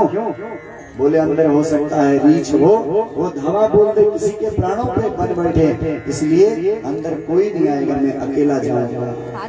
और तुम लोग 2-3 दिन तक मेरी प्रतीक्षा करना, अगर मैं न आ सका तो तुम लोग वापस चले जाना, समझ लेना कि मैं अंदर ही समाप्त हो गया। ऐसा कह करके भगवान ने अपने सखाओं को और जो गोपगण गए थे उनको समझाया, उनको बाहर बिठाया। स्वयं भगवान अंदर गए। अंदर रीछ के बच्चे उस मणि के साथ में खेल रहे थे। भगवान मणि के पास में गए तो रीछ के बच्चे चिल्लाने लगे, चिंघाड़ने लगे। जब रीछ के बच्चे चिंघाड़े तो कुछ दूर पे वो रीछ अपने बच्चों के लिए निवाला लेने गया था। उसने देखे बच्चों को चिंगाड़ कर दौड़ के वापस आया। अंदर देखा तो गुफा के अंदर कोई पुरुष आया। ये कौन है? रीछ ने भगवान के ऊपर धावा बोल दिया और भगवान कृष्ण के साथ में रीछ का भयंकर युद्ध होने लगा। 1 दिन 2 दिन 3 दिन 4 दिन 5 दिन वेग युद्ध करदा न भगवान हारते हैं और न रीछ हारता, क्योंकि शक्तिशाली है रीछ। वो भगवान से भयंकर युद्ध करने लगा। कई बार तो भगवान के मुंह में उसने अपने नाखूनों को लगा दिया, रक्त बहने लगा। बाहर लोग जो खड़ा था वो देखी खून निकलो भैर, कौन सोचे कि भीतर कुछ गड़बड़ होगी लगना। हमारा कृष्ण अंदर गया, आज 3-4 दिन हो गए वापस नहीं आए, क्या करें? सब लोग रोते रोते सबने कहा घर चले। घर जाके माँ पराम्बा की आराधना करेंगे, जगदम्बा की आराधना करेंगे और माँ से प्रार्थना करो कि माँ जगदम्बा कृपा कर हमारे कृष्ण घर आओ, ये प्रार्थना करेंगे। सब लोग लौट के वापस आ गए, पर भगवान उस गुफा के अंदर उस रीछ राज के साथ में लड़ रहे हैं। 26-27 दिन बीत गए, कोई भी हारता नहीं। भयंकर युद्ध होने लगा, भयंकर। 28वां दिन भगवान ने जब मुष्टिका का प्रहार किया रीछ के ऊपर तो उसकी एक एक हड्डी टूट गई। अब समझ गया कि ये तो मेरे राम ही है, कृष्ण बन करके आए। ये रीछ कौन है? ये जांबवान है राम युग का। इसने जब राम रावण का युद्ध होते देखा तो इसके मन में आया अगर मैं रावण के पक्ष से होता तो राम जी के साथ 2 हाथ मैं भी करता। वही इच्छा भगवान ने कहा जब कृष्ण बन करके आऊंगा तुम रीछ बन करके आना, तुम्हारी इच्छा पूरी करूंगा। आज वो इच्छा पूर्ण करने के लिए भगवान ने जब मुष्टिका का प्रहार किया 28वें दिन एक एक हड्डी टूट गई। समझ गया कि मेरे राम। रोते हुए बोला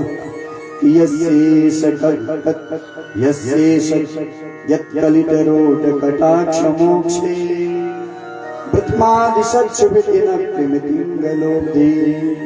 सेतु कृता स्वयं उज्ज्वल लंका। हे प्रभु आप मेरे राम हैं, जिन्होंने सेतु का निर्माण करके अपनी कीर्ति जगत में फैलाई है, अब मैं पहचाना लेकिन देर हो गई। क्यों?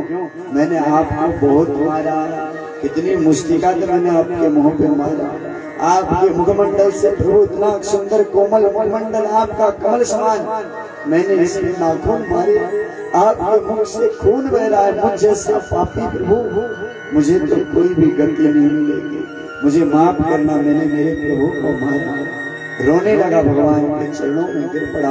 भगवान ने रीछराज को उठा के अपने अंक से लगाया और कहने लगे, भैया कोई बात नहीं, सब जो होना था तेरी इच्छा थी, पर इस गुफा में आने का एक ही कारण है कि जो यहाँ पे मणि है तेरे बच्चों के पास, ये मणि तो मुझे दे दे कि मणि है तोरी प्राप्त वयम वृक्षपति बिलम। इस मणि के लिए मैं इस बिल में आया हूँ, तो ये मणि मुझे दे दे, मैं वापस जाऊं।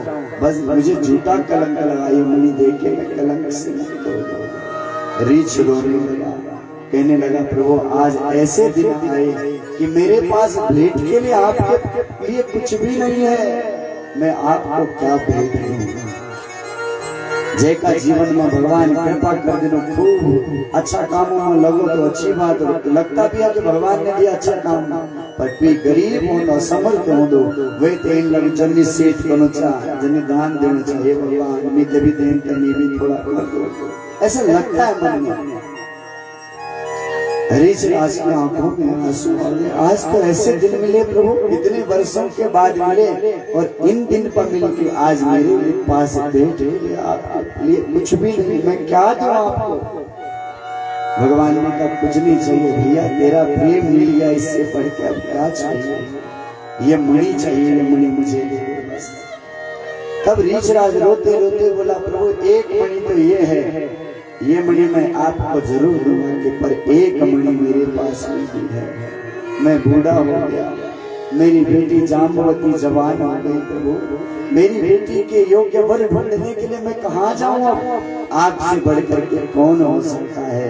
इसलिए त्यक्त्वा शाम दुहितरम कन्या जाम्बवती मुदा हरणार्थं च मणिनाम कृष्णायोपजहार।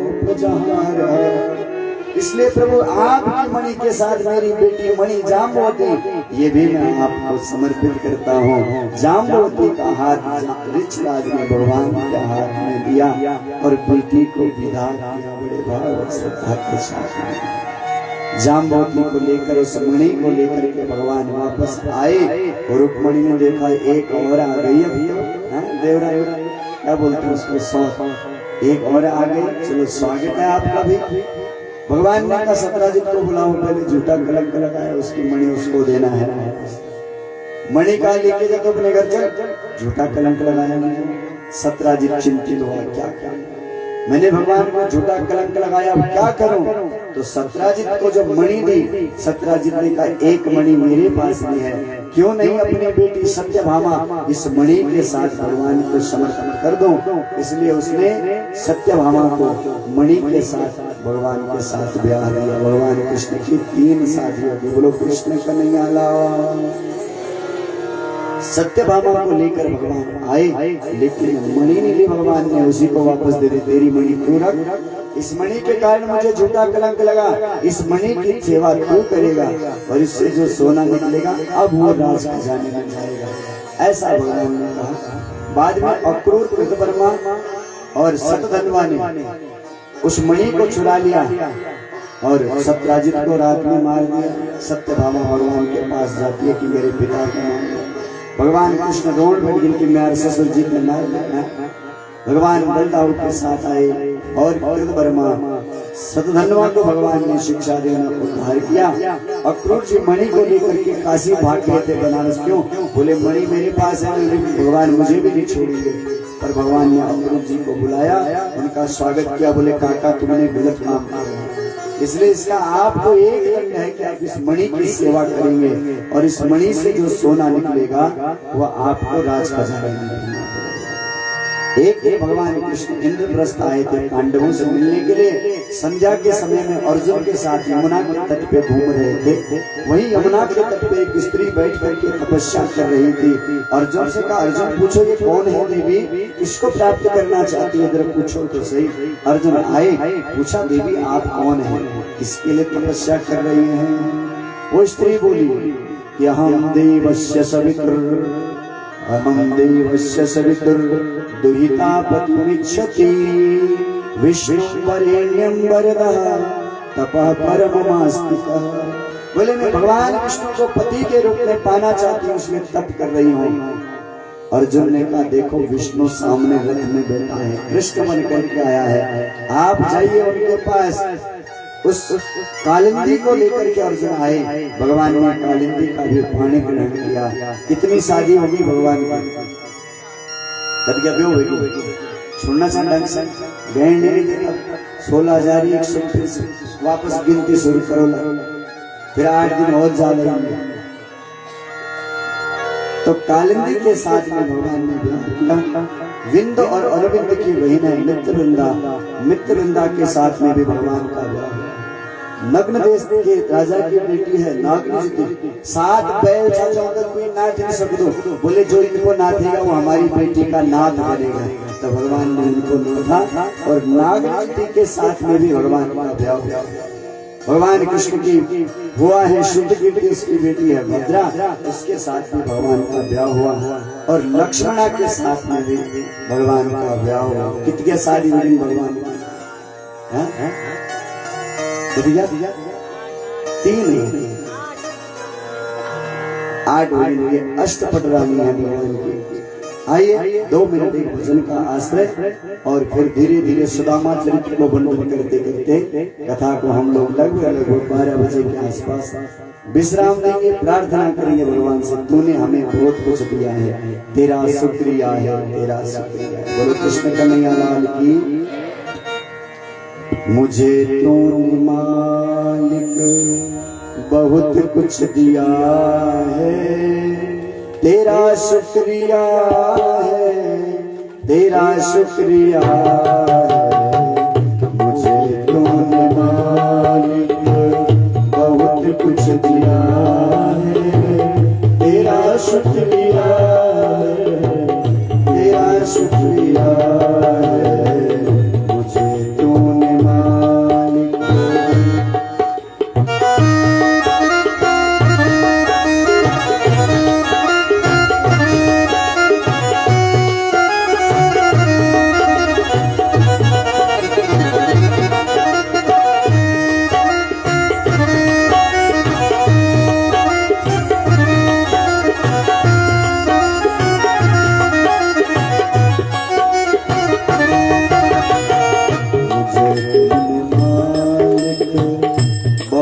कुछ दिया है, तेरा शुक्रिया है, तेरा शुक्रिया है, तेरा शुक्रिया है, तेरा शुक्रिया है।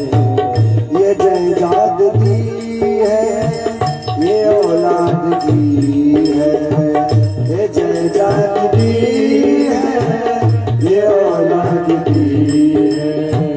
मुसीबत में हर वक्त इमदाद दी है, मुसीबत में हर वक्त इमदाद दी है। तेरा ही पिया मैंने खाया पिया है, तेरा ही पिया मैंने खाया पिया है। तेरा शुक्रिया है, तेरा शुक्रिया है, तेरा शुक्रिया है, तेरा शुक्रिया है। मुझे तूने मालिक। प्रार्थना है भगवान सब कुछ दिया तुमने मुझे, क्या नहीं दिया, सब कुछ दिया।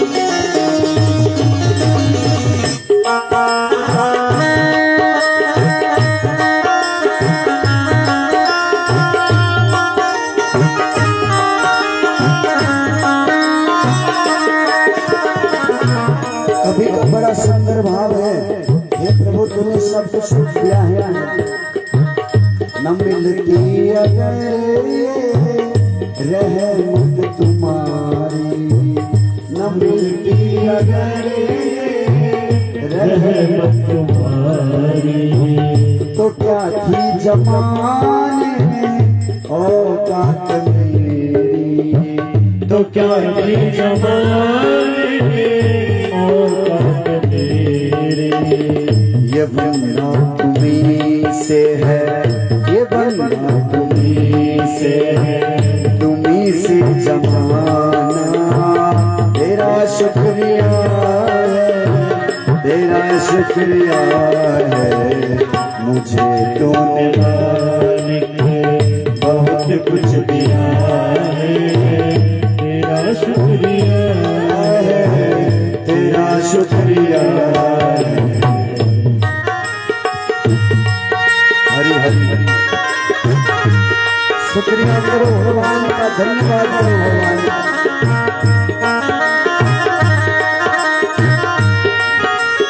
हरि हरि हरि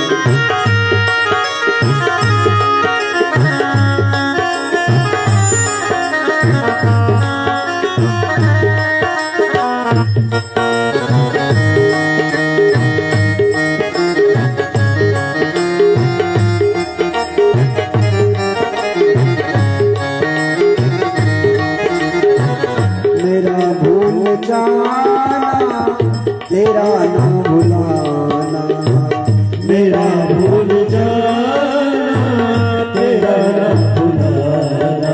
देखो हम भगवान को भुला देते हैं, लेकिन भगवान हमें नहीं भुलाते हैं। क्यों? तुम सिया रहना तब तुम्हारी रक्षा कौन करता है? जब तुम सो जाते कौन रक्षा करता? इसलिए कभी कहता करो हम तो आपको भूल जाते, लेकिन आप हमें नहीं भुलाते। मेरा भूल जाना तेरा ना भुलाना, तेरा भूल जाना तेरा ना भुलाना। तेरी रहमतों का कहाँ है ठिकाना, तेरी रहमतों का कहाँ है ठिकाना। तेरी इस मोहब्बत पे पागल हुआ हूँ, तेरी इस मोहब्बत में पागल हुआ हूँ। तेरा शुक्रिया है, तेरा शुक्रिया है, तेरा शुक्रिया है, तेरा शुक्रिया है। मुझे तूने मालिक हरि हरि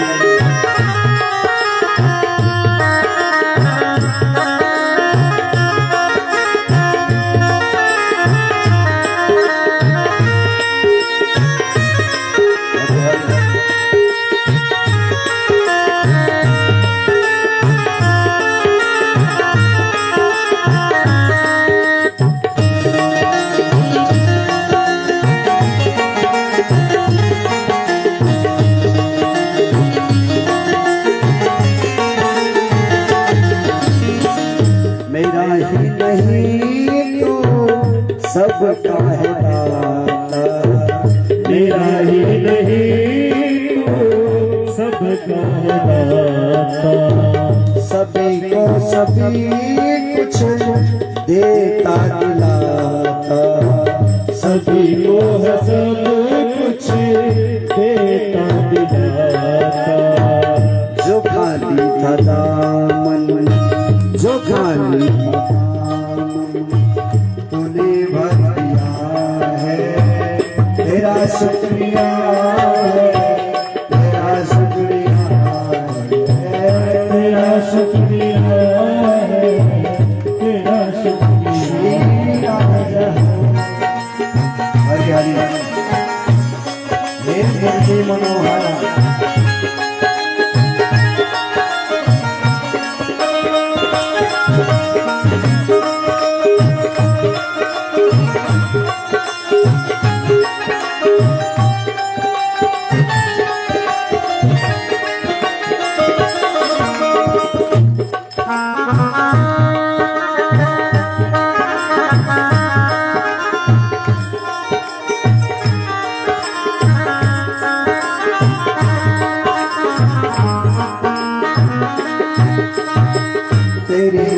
बंदगी से मैं बनता हूँ मालिक, तेरी बंदगी से मैं बनता हूँ मालिक, तेरे ही करम से जिंदा हूँ मालिक, तेरे ही करम से जिंदा हूँ मालिक, तुम्ही तो जीने के, तुम्ही तो जीने के काबिल किया है, तेरा शुक्रिया है, तेरा शुक्रिया है, तेरा शुक्रिया है, तेरा शुक्रिया है, मुझे मालिक बहुत कुछ दिया है, तेरा शुक्रिया है, तेरा शुक्रिया है,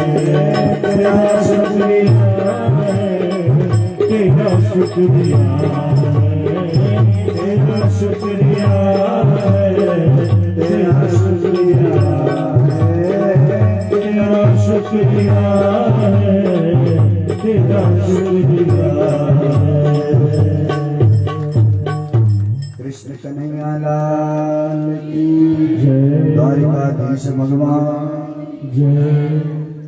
भौमासुर नाम का एक दैत्य हुआ, उसने 16,100 कन्याओं को अपने जेल में बंद कर दिया था। इंद्रदेव ने स्वयं आकर के भगवान कृष्ण के पास द्वारिका आए, बोले द्वारिकाधीश प्रभु, ये भौमासुर कन्याओं को कष्ट देता है, स्वयं माँ आदित्य के कुंडल चक्र को लेकर चला गया। भगवान फिर सत्यभामा को साथ में लेकर के भौमासुर की जो नगरी है प्राग ज्योतिषपुर वहां गए और भगवान ने इस भौमासुर का भी उद्धार किया। बोलो कृष्ण कन्हैया लाल की। श्री नारद जी भगवान की दिनचर्या को देखने आए कि दुनिया में एक एक पत्नी से लोग परेशान हैं। बोले एक एक से परेशान है। भगवान की तो 16,108 शादियां हो गई। जो 1,000 जो रानी भगवान की पटरानी और रानी अष्टपट रानी 16,100 जो रानी जन जो भौमासुर का कारागार में जन भगवान भौमासुर को उद्धार करके उनके मुक्त करे, फिर उनका झगड़ा ब्याह किया। ये देखने के लिए स्वयं नारद जी आए कि कैसे इनका घर चल रहा है। पत्नी पत्नी का जीवन में हास्य विनोद थोड़ा बहुत झगड़ा उगड़ा चलना चाहिए। पति पत्नी के बीच में थोड़ा बहुत झगड़ा होना चाहिए, थोड़ा बहुत, हाँ ज्यादा नहीं तो कहीं कोर्ट तक की नौबत आए तो मुश्किल हो जाएगा।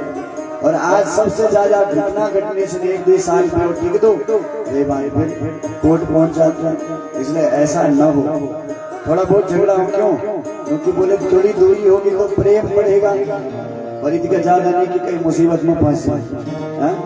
एक बार ठंडियों में एक पति पत्नी में झगड़ा हो गया, पति पत्नी में झगड़ा हो गया। ठंडियों का दिन से पहले का समय में धोती पर था पुरुष, तो धोती पहन के शाम का समय झगड़ा था। ये दिन एक झगड़ा हुआ ठंडियों दिन में आग सेकना चाहिए। एक का मुंह है, एक का मुंह के लिए झगड़ा हुई बात करनी।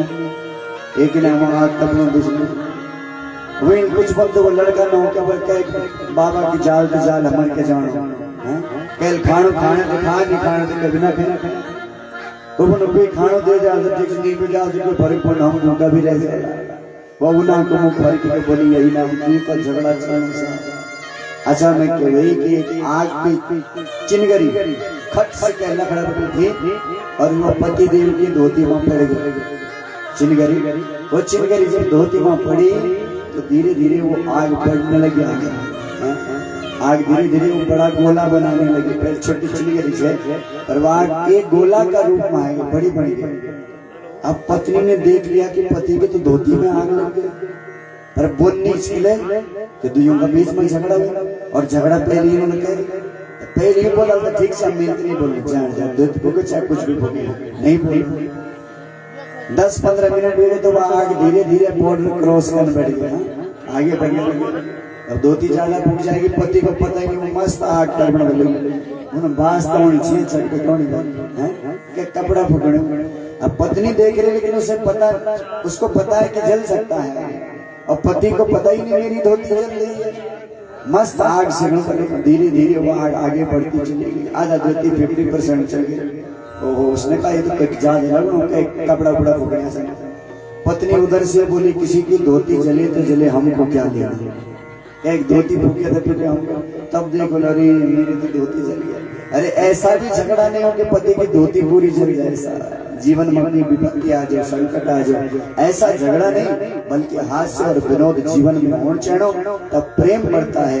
भगवान कृष्ण स्वयं रुक्मिणी को कई बार चिढ़ा देते भगवान, और इतना चिढ़ा देते हैं रुक्मिणी जी उठ के नाराज होकर बैठ जाते, इतना कभी कभी भगवान चिढ़ा देते हैं। अनिरुद्ध के विवाह रोचना के साथ में हो, उसकी कथा आती है। वाणासुर की कन्या, उसके विवाह अनिरुद्ध के साथ में, उसकी भी कथा श्री भागवत के अंदर आती है। राजा नृग की कथा श्रीमद् भागवत में आती है। पौंड्रक नकली कृष्ण बनकर के आया, भगवान ने पौंड्रक का उद्धार किया, ये कथा श्रीमद् भागवत के अंदर आती है। ये सब कथाओं को बंधन करते हुए बलराम जी आज ब्रज में आए। द्विविध नाम का एक बानर था, वो गोपियों को कष्ट दे रहा था। बलभद्र ने उसका भी उद्धार कर दिया। इधर पौंड्रक का उद्धार कृष्ण ने किया, उधर बलभद्र ने द्विविध नाम का जो बानर था उसका उद्धार कर दिया। इधर पांडव राजसूय यज्ञ करना चाहते हैं। जरासंध एक दुष्ट दैत्य, उसका कारागार में 20,000 राजा बंद हैं। उन्होंने एक आदमी को भेजा कि कृष्ण से कहो मैं जेल से मुक्त करो। जरासंध को कैदियों का दूत भगवान के पास आया, कहा प्रभु उनको कष्ट से मुक्त करो। इसी समय में नारद जी भी आ गए भगवान के पास। नारद जी से प्रभु ने पूछा कहाँ से आ रहे हो। नारद जी बोले हम युधिष्ठिर के यहाँ से आए।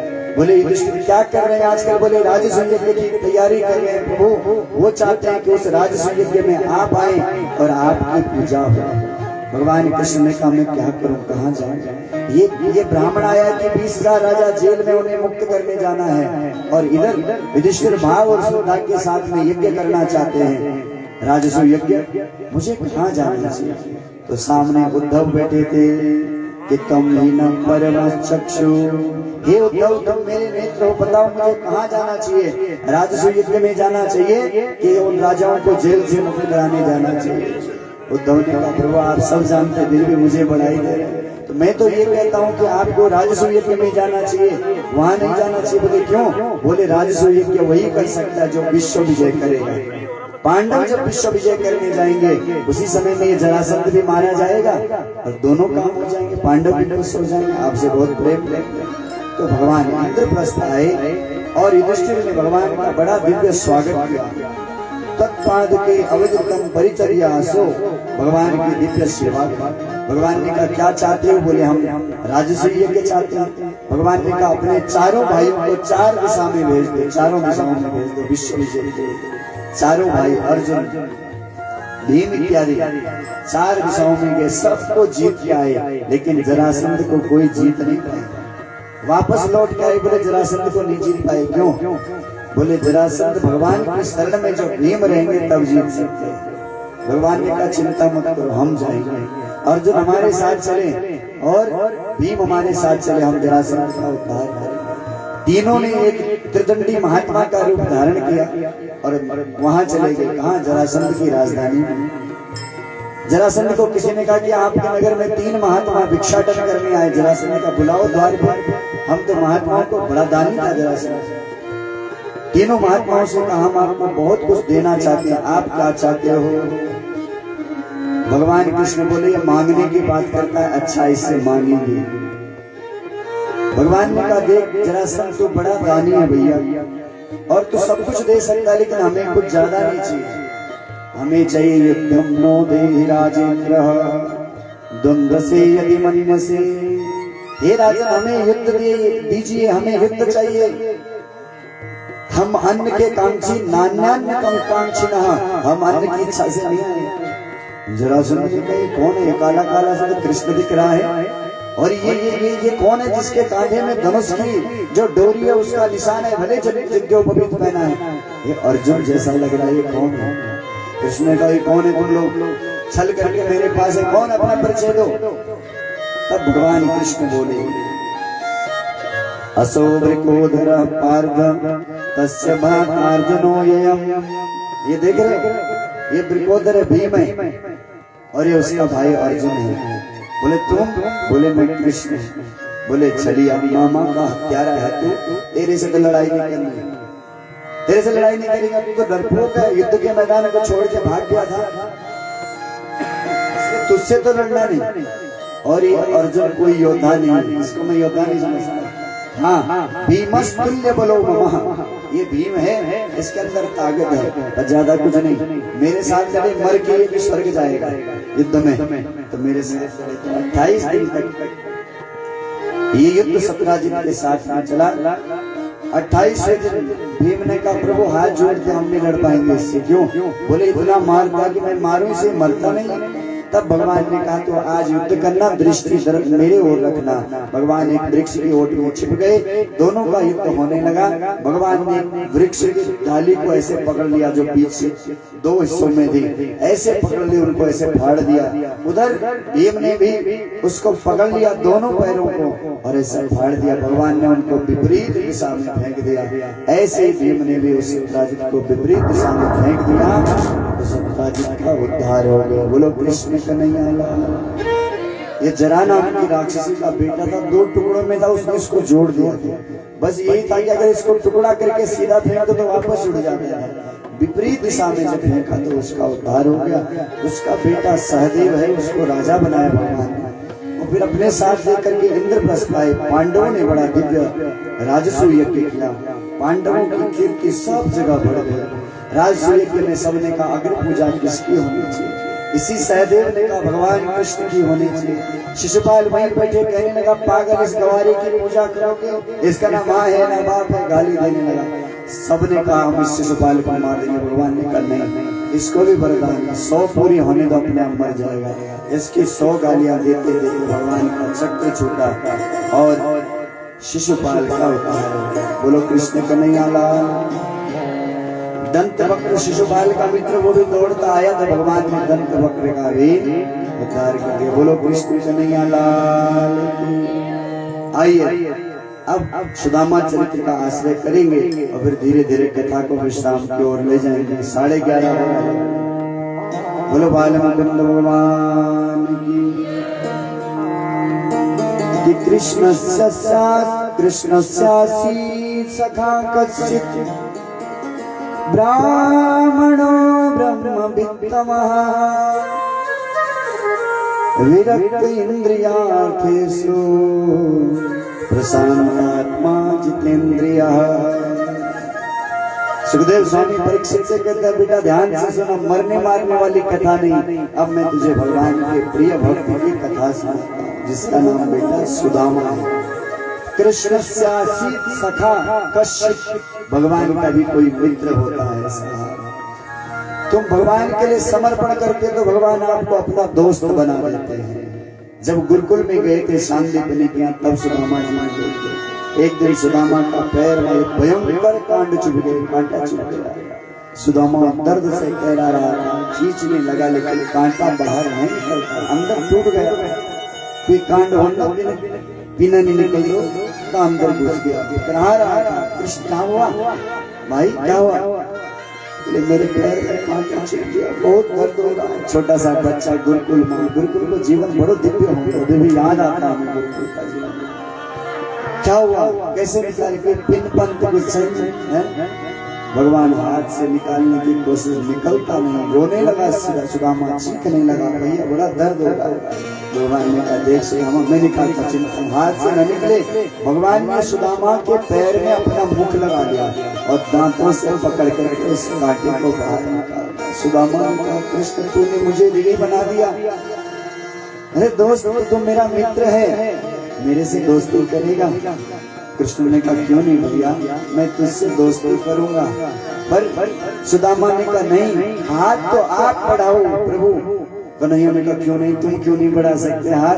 बोले हम संसारी हैं और हमारा हाथ न जाने कितने लोगों के लिए, कभी पत्नी के लिए बढ़ता, कभी भाई के लिए, कभी परिवार के लिए, कभी गांव के लिए, कभी क्षेत्र के लिए। हमारा हाथ न जाने कहाँ कहाँ बढ़ता है, कहीं फंस जाएगा। आप जगदीश हैं, जगतपति हैं, आपका हाथ बढ़ेगा प्रभु तो फिर मेरा दोस्ती सदा के लिए स्थिर रहेगा, इसलिए आप कृपा करो। सुदामा और कृष्ण की दोस्ती हो गई, मित्रता हो गई। गुरुकुल से दोनों अपने अपने गांव चले गए। पूरा शिक्षा होने के बाद इधर सुदामा भगवान का परम उपासक है, परम भक्त है। आज तक जितनी कथा की मैंने, कभी सुदामा जी की झांकी नहीं। एक कथा में, पहली कथा में बनाई थी, उसके बाद से मैंने सुदामा की झांकी बनाना बंद कर दिया। सुदामा की लोग हंसी करदन। सुदामा भिखारी नहीं है साहब, सुदामा जैसा कोई हो नहीं सकता, न होगा। सुदामा परम विरक्त। श्रीमद् भागवत लोग बोलते हैं सुदामा भिखारी है। अरे भिखारी तुम होगे, तुम्हारा खानदान होगा। सुदामा भिखारी नहीं है, ब्राह्मण है, और ब्राह्मणों में ब्रह्मवित्तम है, यानी वेदों का ज्ञाता ब्राह्मण है। ज्ञानी च सुदामा, वेदों को ज्ञान सुदामा। इतना ही नहीं, केवल ज्ञान नहीं, ज्ञान आपके जीवन में अभिमान दे सकता है, कोरा ज्ञान नहीं है। ज्ञान के साथ साथ भगवान की भक्ति ऐसा है। केवल पूर्व ज्ञान में पतन हुए सके तो केवल ज्ञान नहीं, ज्ञान का साथ में सुदामा की भक्ति भगवान में दृढ़। भिक्षा मांगते हैं सुदामा, भिक्षाटन करते हैं, लेकिन भिखारी नहीं है। भिक्षा मांगने वाला भिखारी नहीं होता है। भिखारी तो वो है जिसके जीवन में सब कुछ होने के बाद भी दूसरे से मांगता रहता है, वो भिखारी है। वो भिखारी है जिसके पास सब कुछ है, फिर भी चेक अच्छा काम होने लगे, वो भिखारी चाहिए। सुदामा भिखारी नहीं है। सुदामा जैसा जीवन कोई जी नहीं सकता साहब। कभी ऐसा अवसर होता है कि 4-6 दिन तक भी घर में भोजन मिले। सुदामा का नियम है कि केवल 4 घर भिक्षा मांगनी है, 5वें घर नहीं। तुम्हारे घर में भिक्षा गई, तुम बोली अरे अपनी बड़ी नीच बाद में, चलो यहाँ नहीं मिला कोई बात नहीं, अगले घर में मैया भिक्षा गई। उसने कहा दे तो देती, लेकिन अभी पति देव के निकले, बाद में तीसरे घर में चले गए, भिक्षा गई। तीसरे घर वाले ने कहा दे तो देते, पहले अभी पकी नहीं। चौथा घर में गए, उसने कहा घर में अभी अन्न आया नहीं, गए बाजार लेने, लाएंगे कब देंगे। 4 घर में गए, 5वां घर से नहीं गए, वहीं से लौट के घर आ गए। पत्नी ने कहा स्वामी आप भिक्षा नहीं लाए? बोले नहीं, कल भी आप खा लिया। बोले क्या करूं देवी, 4 घर में कुछ नहीं मिलता, इसलिए वापस चला आता। कब तक ऐसे चलेगा स्वामी? अपने छोटे बच्चे हमको भूखे सो जाए चलेगा? हमारे छोटे छोटे बच्चे हम कैसे इनको मनाए? कल भी भूखे सो गए बच्चे, आज भी भूखे सोएंगे। देवी कोई बात नहीं, जिसने जीवन दिया है देवी, जिसने शरीर दिया वो रक्षा करेगा। घर तो है लेकिन छत का ठिकाना नहीं, कतिका जगह बड़े पानी चुन। शरीर में कपड़े तो हैं लेकिन इतने फटे पुराने हैं, पैरों में चप्पल तो है लेकिन चप्पल के तलवे का ठिकाना नहीं। ऐसा दिव्य जीवन सुदामा का चल रहा है। इनकी जो पत्नी है उनका नाम है श्री सुशीला जी। सुशीला के लिए लिखा भले दरिद्रा सीधमाना सब। सुशीला दरिद्रा है, सुशीला के लिए दरिद्र शब्द का प्रयोग किया, लेकिन सुदामा के लिए दरिद्र नहीं, विरक्त इंद्रियार्थेषु प्रशांत आत्मा जितेंद्रिया।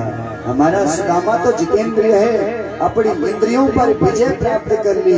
इंद्रियों का दास नहीं बल्कि इंद्रियों को अपना दास बना दिया सुदामा ने। इंद्रियों को दास नहीं, इंद्रियों को अपना दास बना दिया और स्वयं हरि के दास बन गए सुदामा।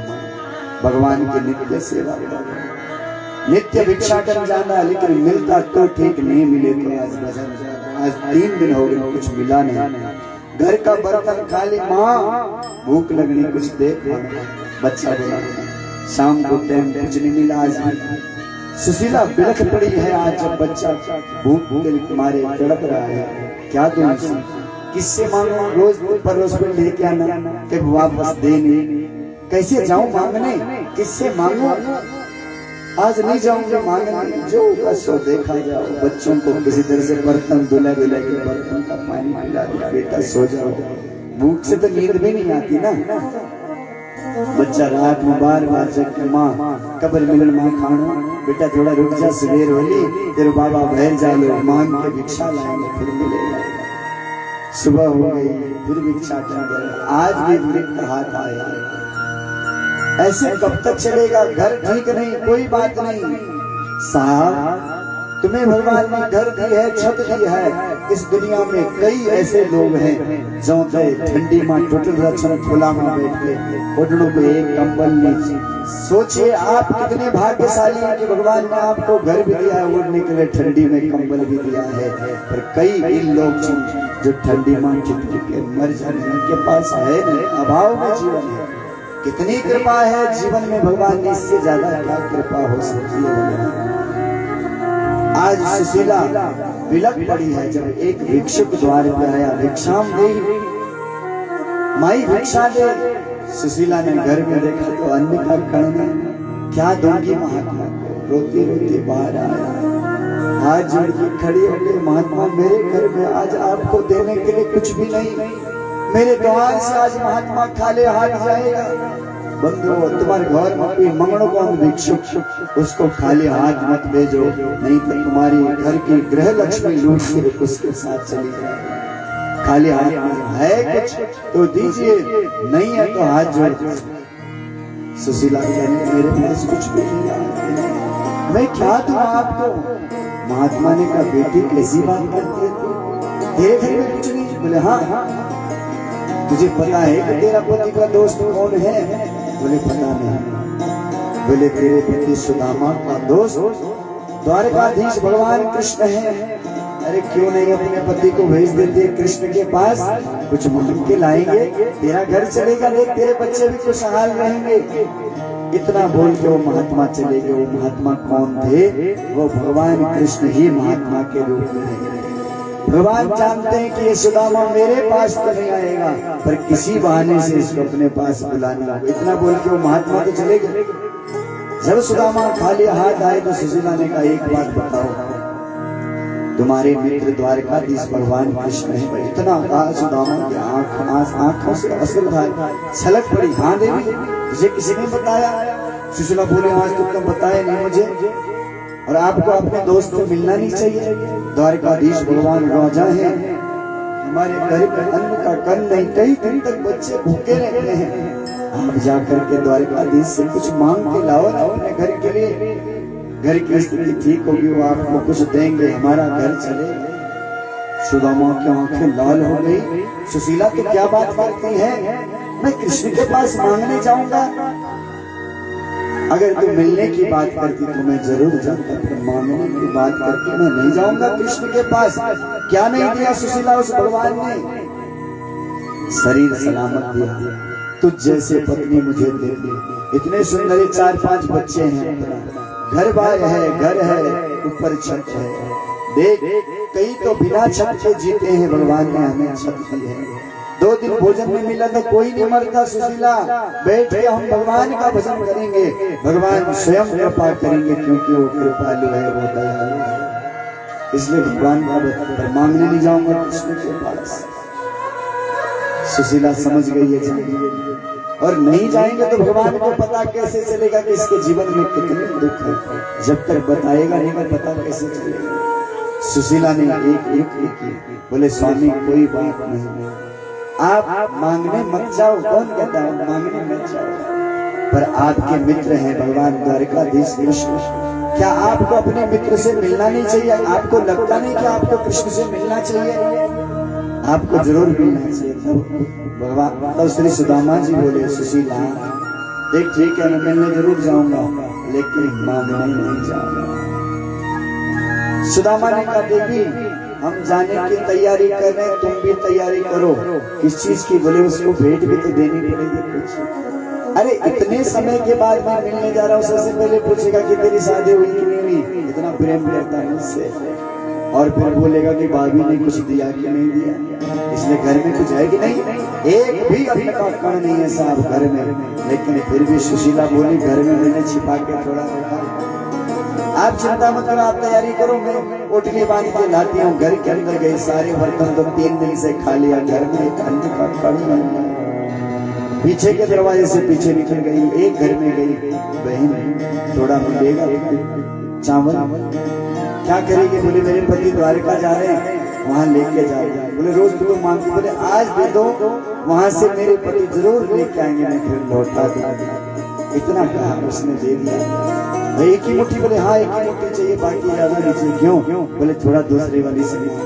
ऐसे सुशीला चालाक है, चतुर है, इसने एक ही घर से चावल नहीं मांगे, बल्कि प्रतुक तंडुलान 4 घर से इसने चावल मांगे। क्यों? बोले सुदामा जा तो रहे हैं वहां, लेकिन ये भगवान से अपने दुख नहीं बताएंगे और न ही भगवान से मांगेंगे, तो भगवान को पता कैसे चलेगा कि सुदामा के जीवन में बड़े दुख है। इसलिए सुशीला ने चालाकी की, एक घर का चावल तो एक ही तरह का होगा, जब 4 घर के चावल इकट्ठे होंगे तो 4 तरह के होंगे। कोई बासमती चावल खाता, कोई टूटा खाता, कोई साबुत खाता है। इसलिए इसने कहा 4 घर के चावल लेंगे तो भगवान समझ जाएंगे कि सुदामा के घर में चावल नहीं, ये 4 घरों के चावल मांग के आया। इतनी चालाकी की सुशीला। किसी तरह से तुम पोटली में बांध के जाओ, चले जाओ। सुदामा भगवान का नाम स्मरण करके उस पोटली को लेकर के चल पड़े द्वारकाधीश से। कमजोर शरीर हो गया था, थक के पेड़ के नीचे बैठ के आंख लग गई, नहीं पे सो गई। भगवान देख रहे हैं कि मेरा भक्त आ रहा है, आप भगवान के लिए एक पैर बढ़ाते हो, एक कदम बढ़ाते हो, भगवान तुम्हारे लिए 10 कदम बढ़ाते हैं, पर पहला कदम तुम्हारा होना चाहिए, तब भगवान। तुम सोचना कि भगवान आला ही नहीं, इन मनी आया, पहले कदम तुम्हारे तब भगवान। आज सोए हुए सुदामा को भगवान ने गरुड़ से का उठा करके सीधा यहाँ द्वारिका पहुंचा दिया। सुदामा को द्वारिका पहुंचा दिया, आंखें खुली, सुदामा को देखा सामने इतने बड़े महल। ये महल किसका हो सकता है? मैं तो एक पेड़ के नीचे सोया था, कहाँ आ गया? इतना में एक आदमी जाना चाहूँ जब पूछ, भैया ये कौन सी जगह है? मैं तो डाला करता हुआ खाऊ में। आदमी बिल पागल हो गए, सपना देख लो क्या? अरे बोले तुम यहीं हो रहे होंगे तभी तो देख रहे हो इसे। ये जो सामने महल है, रुक्मणी जी का है और ये भगवान द्वारकाधीश की द्वारिका है। इसी में हमारे द्वारकाधीश भगवान श्री कृष्ण चंद्र भगवान रहते। सुदामा ने कहा, अच्छा हम भी द्वारिका ही आए थे, ये बताओ कि मेरे कन्वा कहाँ मिलेंगे मुझे, मेरा कृष्ण कहाँ मिलेगा? कौन से कृष्ण की बात कर रहे हो भैया? कौन से कन्वा की बात कर रहे हो? यहाँ कन्वा वन्वा हमें मालूम नहीं, पर जो सामने महल है भगवान द्वारकाधीश कृष्ण चंद्र भगवान का महल है। कृष्ण चंद्र बोले हाँ, बोले हाँ हाँ तो यही मेरे कृष्ण, पता तो करो। धीरे धीरे सुदामा आगे बढ़े, द्वार पे आ गए महल है। और जब द्वार पे आए तो अंदर बढ़ना चाहते हैं श्री सुदामा जी। द्वारपाल डंडा लेके खड़े थे, ऐसा डंडा लगा रहे, बाबा कहाँ जा रहे? अरे भगवान कृष्ण के द्वारपाल उदंड थोड़े ना होंगे। उन्होंने प्रेम से हाथ जोड़ के कहा, बाबा आप कहाँ से आए, आपका नाम क्या है, आपको किससे मिलना है? बोले मेरा नाम श्री सुदामा है और मैं सुदामापुरी से आया हूँ। मेरा मित्र श्री कृष्ण है, कृष्ण मेरा मित्र है। किसी ने बताया कि यहाँ श्री कृष्ण चंद्र रहते हैं, वो मेरा कृष्ण ही होगा, इसलिए तुम जाकर के उनसे कहो कि तुम्हारा मित्र सुदामा तुमसे मिलने आया है। एक बार मेरे कृष्ण से कह दो कि तुम्हारा मित्र सुदामा तुमसे मिलने आया है। द्वारपालों ने कहा, बाबा आप पानी पीजिए, हम जाके भगवान से कहते हैं। सभा है, सभा के मध्य में भगवान बैठे हैं, आप 2 मिनट प्रतीक्षा कीजिए। दौड़ के द्वारपाल अंदर आए, भगवान सभा में बैठे हैं। द्वारपालों उसको देखा तो बोले क्या बात है, क्यों आए हो? कोई आया है? तो बोले हाँ। कौन है? किसी से पगान झगा तन पे, प्रभु जान को आई बसे कहीं गामा, धोती पटी सिलटी दुपटी और पायो पान को नहीं सामा। द्वार पे एक आदमी आया, एक विप्र आया, ब्राह्मण आया, प्रभु शीश पगा, सिर में पगड़ी में झगा, कपड़ा था चाहे लेकिन फटिया, पैरों में जूती तो है प्रभु लेकिन तलवे का ठिकाना नहीं, पैर में कितने कांटे लगे होंगे उसका कोई गिनती नहीं। अरे कौन है, क्या नाम है? भगवान जब पूछे कि द्वार खड़ो दुर्बल, विजय दुर्बल देखी रहो चकिशो वसुधा विरामा, पूछत दीन दयाल को धाम, बताओ तो आपनो नाम सुदामा। बताव तो आपनो नाम सुदामा। प्रभु हमने पूछा कि विप्र आप कहाँ से आए, उन्होंने बताया। और जब हमने पूछा तुम्हारा नाम क्या है, तो उन्होंने अपना नाम श्री सुदामा जी बताया। बस इतना सुना हमारे बड़े भगवान कृष्ण ने भूल गए कि मैं द्वारिकाधीश भगवान कृष्ण, मैं द्वारिकाधीश हूँ, ये भूल गए भगवान। और ये भूल गए कि सभा के बीच में बैठा हूँ। व्यास की कुछ मर्यादाएं होती हैं, यहाँ पे मर्यादित होकर के बैठना पड़ता है। कोई राजा होता है, उसको राज सीट पे मर्यादित होकर जीना रहता है, रहना होता है। पर भगवान ये भूल गए कि मैं द्वारिकाधीश, इतनी बड़ी सभा के बीच में इतने जोर से भगवान उछले अपनी जगह से सुदामा सुन करके, यहाँ की छलांग भगवान ने सीधा बनाया। इतनी जोर की छलांग लगाई कि भगवान का जो उत्तरी वस्त्र है, काली कमरिया, वो कहीं गिर गई। भगवान का मुकुट कहीं गिरा, कहीं बंसी गिरी, कहीं कुछ लिया। और दौड़ कर मेरा सुदामा आया, मेरा सुदामा, मेरा सुदामा। दौड़ के द्वार पर सुदामा ने देखा भगवान आ रहे। सुदामा दोनों हाथ खड़ा करके खड़ा हो गया कि मेरा कृष्ण आ रहा है। दौड़ते दौड़ते भगवान सुदामा के पास आ गया, सुदामा को अपने हृदय से लगा लिया। बोलो द्वारिकाधीश भगवान, भक्त वत्सल भगवान की, अपने हृदय से लगा लिया भगवान सुदामा। और भक्त भी रो रहा है और भगवान भी रो रहा है। दीका दीपम अंक में लगे के भगवान ने चित्र दिया। सुदामा बोले कन्हैया भैया हम थके हैं, अंदर चले कि दरी बैठ जाए। कृष्ण का नहीं नहीं सुदामा, मैं तो तेरे प्रेम को देख देख के भैया भूल गया। आओ आओ स्वागत है सुदामा मेरी इस नगरी में। सुदामा का हाथ पकड़ करके भगवान अंदर ले गए। द्वार पहरेदार सैनिक सेवक सब टिकना चल। बिनु जय सिर में कपड़ा नहीं, कपड़ा ढंग का नहीं, पैरों का जूते का ठिकाना नहीं। ये इतना बड़ा द्वारकाधीश भगवान, इसको अब अंक से लगाते हैं। कुछ न कुछ तो बात है इसके अंदर, कुछ न कुछ तो बात है। भगवान सभा में लेके सुदामा रुक्मणी से कहा सोने के कलश में पानी लेके मेरा मित्र आया है, मुझे इसके चरण पखारे। संत है और संत हमारे यहाँ का स्वागत करना है। रुक्मणी भगवान को अपने आसन, भगवान ने सुदामा को अपने आसन में बिठाया। रुक्मणी कलश लेकर के आए जल का, तो इसके पहले ही परात नीचे लगाई। भगवान ने सुदामा के पैरों को दबाने लगे। सुदामा तो थक गया ना, बहुत दूर से आया, बहुत श्रम तुझे लगा होगा। जब भगवान सुदामा का पैर दबा रहे थे तो एक कांटा भगवान का हाथ में जो लगा, भगवान ने कांटा नीचे देखा तो एक नहीं बल्कि असंख्य कांटा सुदामा का चरणों के नीचे लगे। किए से विहाल विवाहिन सो पग कंटक जान गए पुनि जोए। हाय महा दुख पाए सखा तुम आए, इते न किते दिन खोए। अरे तेरे जीवन में इतने दुख आज तक तो आया क्यों नहीं? कांटों को देख के भगवान स्वयं रो गए। और इतना रोए भगवान, इतना रोए कि सुदामा के चरणों के अपने अश्रुधार से भगवान ने रो दिया। अद्भुत प्रेम भगवान का सुदामा के लिए, क्योंकि ये सुदामा का समर्पण है। जो भिखारी होता है उसको यहाँ भी जगह नहीं, वहाँ भी जगह नहीं। ये तो विरक्त है, यहाँ भी आनंद है भगवान के नाम को लेकर के। और वहाँ भी उसकी जगह वैकुंठ में बनी है। यही तो वैकुंठ में रहते हैं साहब। हमारे जैसा पापी थोड़ी ना वैकुंठ जाएगा। सुदामा जैसा परम विरक्त भगवान का परम उपासक, अनंत कृपा भगवान ने सुदामा के जीवन में। कोटली बगल में दबे।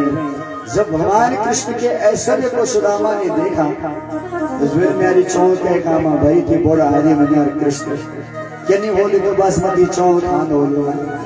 क्या खीर रबड़ी सेवक हजारों मेरे चावलों की क्या कीमत सुदामा छिपाने लगा उस कोटली को। भगवान समझ गए कि मुझसे छिपा रहा है।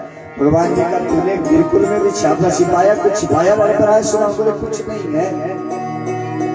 तब भगवान ने याद दिलाया, वो दिन भूल गया सुदामा जब गुरुजी ने चने दिए थे और बारिश हो गई, हम पेड़ के ऊपर चढ़ गए और तूने चने सब अकेले खा लिए। जब मैंने पूछा चने दिए क्या गुरु माता ने, तूने कहा कुछ भी नहीं दिए, कुछ भी नहीं दिए। बोले मैंने पूछा तेरे मुंह से कट कट की आवाज क्यों आ रही, तब तूने कहा था कि हमको ठंडी लग रही, इसलिए मैंने कहा पत्रम पुष्पम फलम तोयम यो मे भक्त्या प्रेष्यति, मुझे कुछ भी भक्त देता है मैं प्रसन्न होकर लेता हूँ। सुदामा शादी हो गई कि नहीं? सुदामा ने कहा हाँ, तेरी भाभी का नाम सुशीला। बोले फिर तो पक्का है कि भाभी ने खाली हाथ नहीं दे दे, छिपा मत मुझसे। अब सुदामा जब ज्यादा छिपाने लगे, जोर से पोटली दबाई तो वो फटे हुए वस्त्र में किसी तरह से पोटली बनाई थी, वो पोटली ही फट गई। जो पोटली फटी तो नीचे से भगवान ने अपने हाथ लगा दिए, सारे जो चूड़ा चावल था भगवान के हाथ में आ गया। एक मुट्ठी पकड़ी भगवान ने खा लिया, दूसरी मुट्ठी पकड़ी खा लिया, इतने में रुक्मणी ने हाथ पकड़ लिया, तीसरी मुट्ठी जो खा लिया। बोले प्रभु आपने सब कुछ सुदामा को 2 मुट्ठी में दे दिया, तीसरी मुट्ठी में क्या हमको भी दासी बना के भेजना चाहता है? तो सुदामा का जीवन में भगवान ने बहुत कृपा की। प्रत्यक्ष रूप से भगवान ने सुदामा को कुछ भी नहीं दिया, लेकिन अप्रत्यक्ष रूप से वहाँ पूरा महल बना दिया भगवान ने। श्री सुदामा जी को भगवान ने वापस भेजा, बड़ा दिव्य चरित्र है।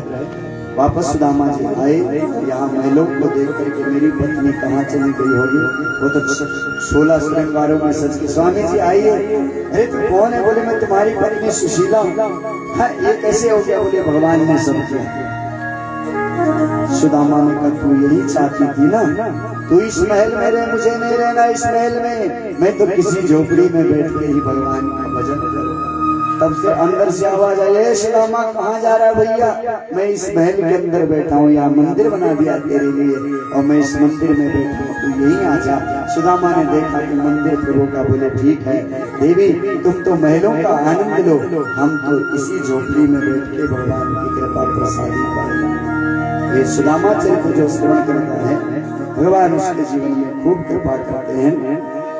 इसके बाद एक बार सूर्य ग्रहण लगा तो गोप गोपियों के साथ भगवान का मिलन हुआ। पहली बार कुरुक्षेत्र में सबसे भगवान का मिलन हुआ। देवकी के जो 6 पुत्र कंस ने मार दिए थे, भगवान ने वो पुत्र माँ के कहने से उन बच्चों को वापस लाए। वेद नारायण की स्तुति करते हैं कि जय जय जय अजित दोष ग्रभीत गुणा, तुमसि यदात्मना समवरुद्ध समस्तवग, हग जगदोक साम निखिल सत्य बबोधक्यते।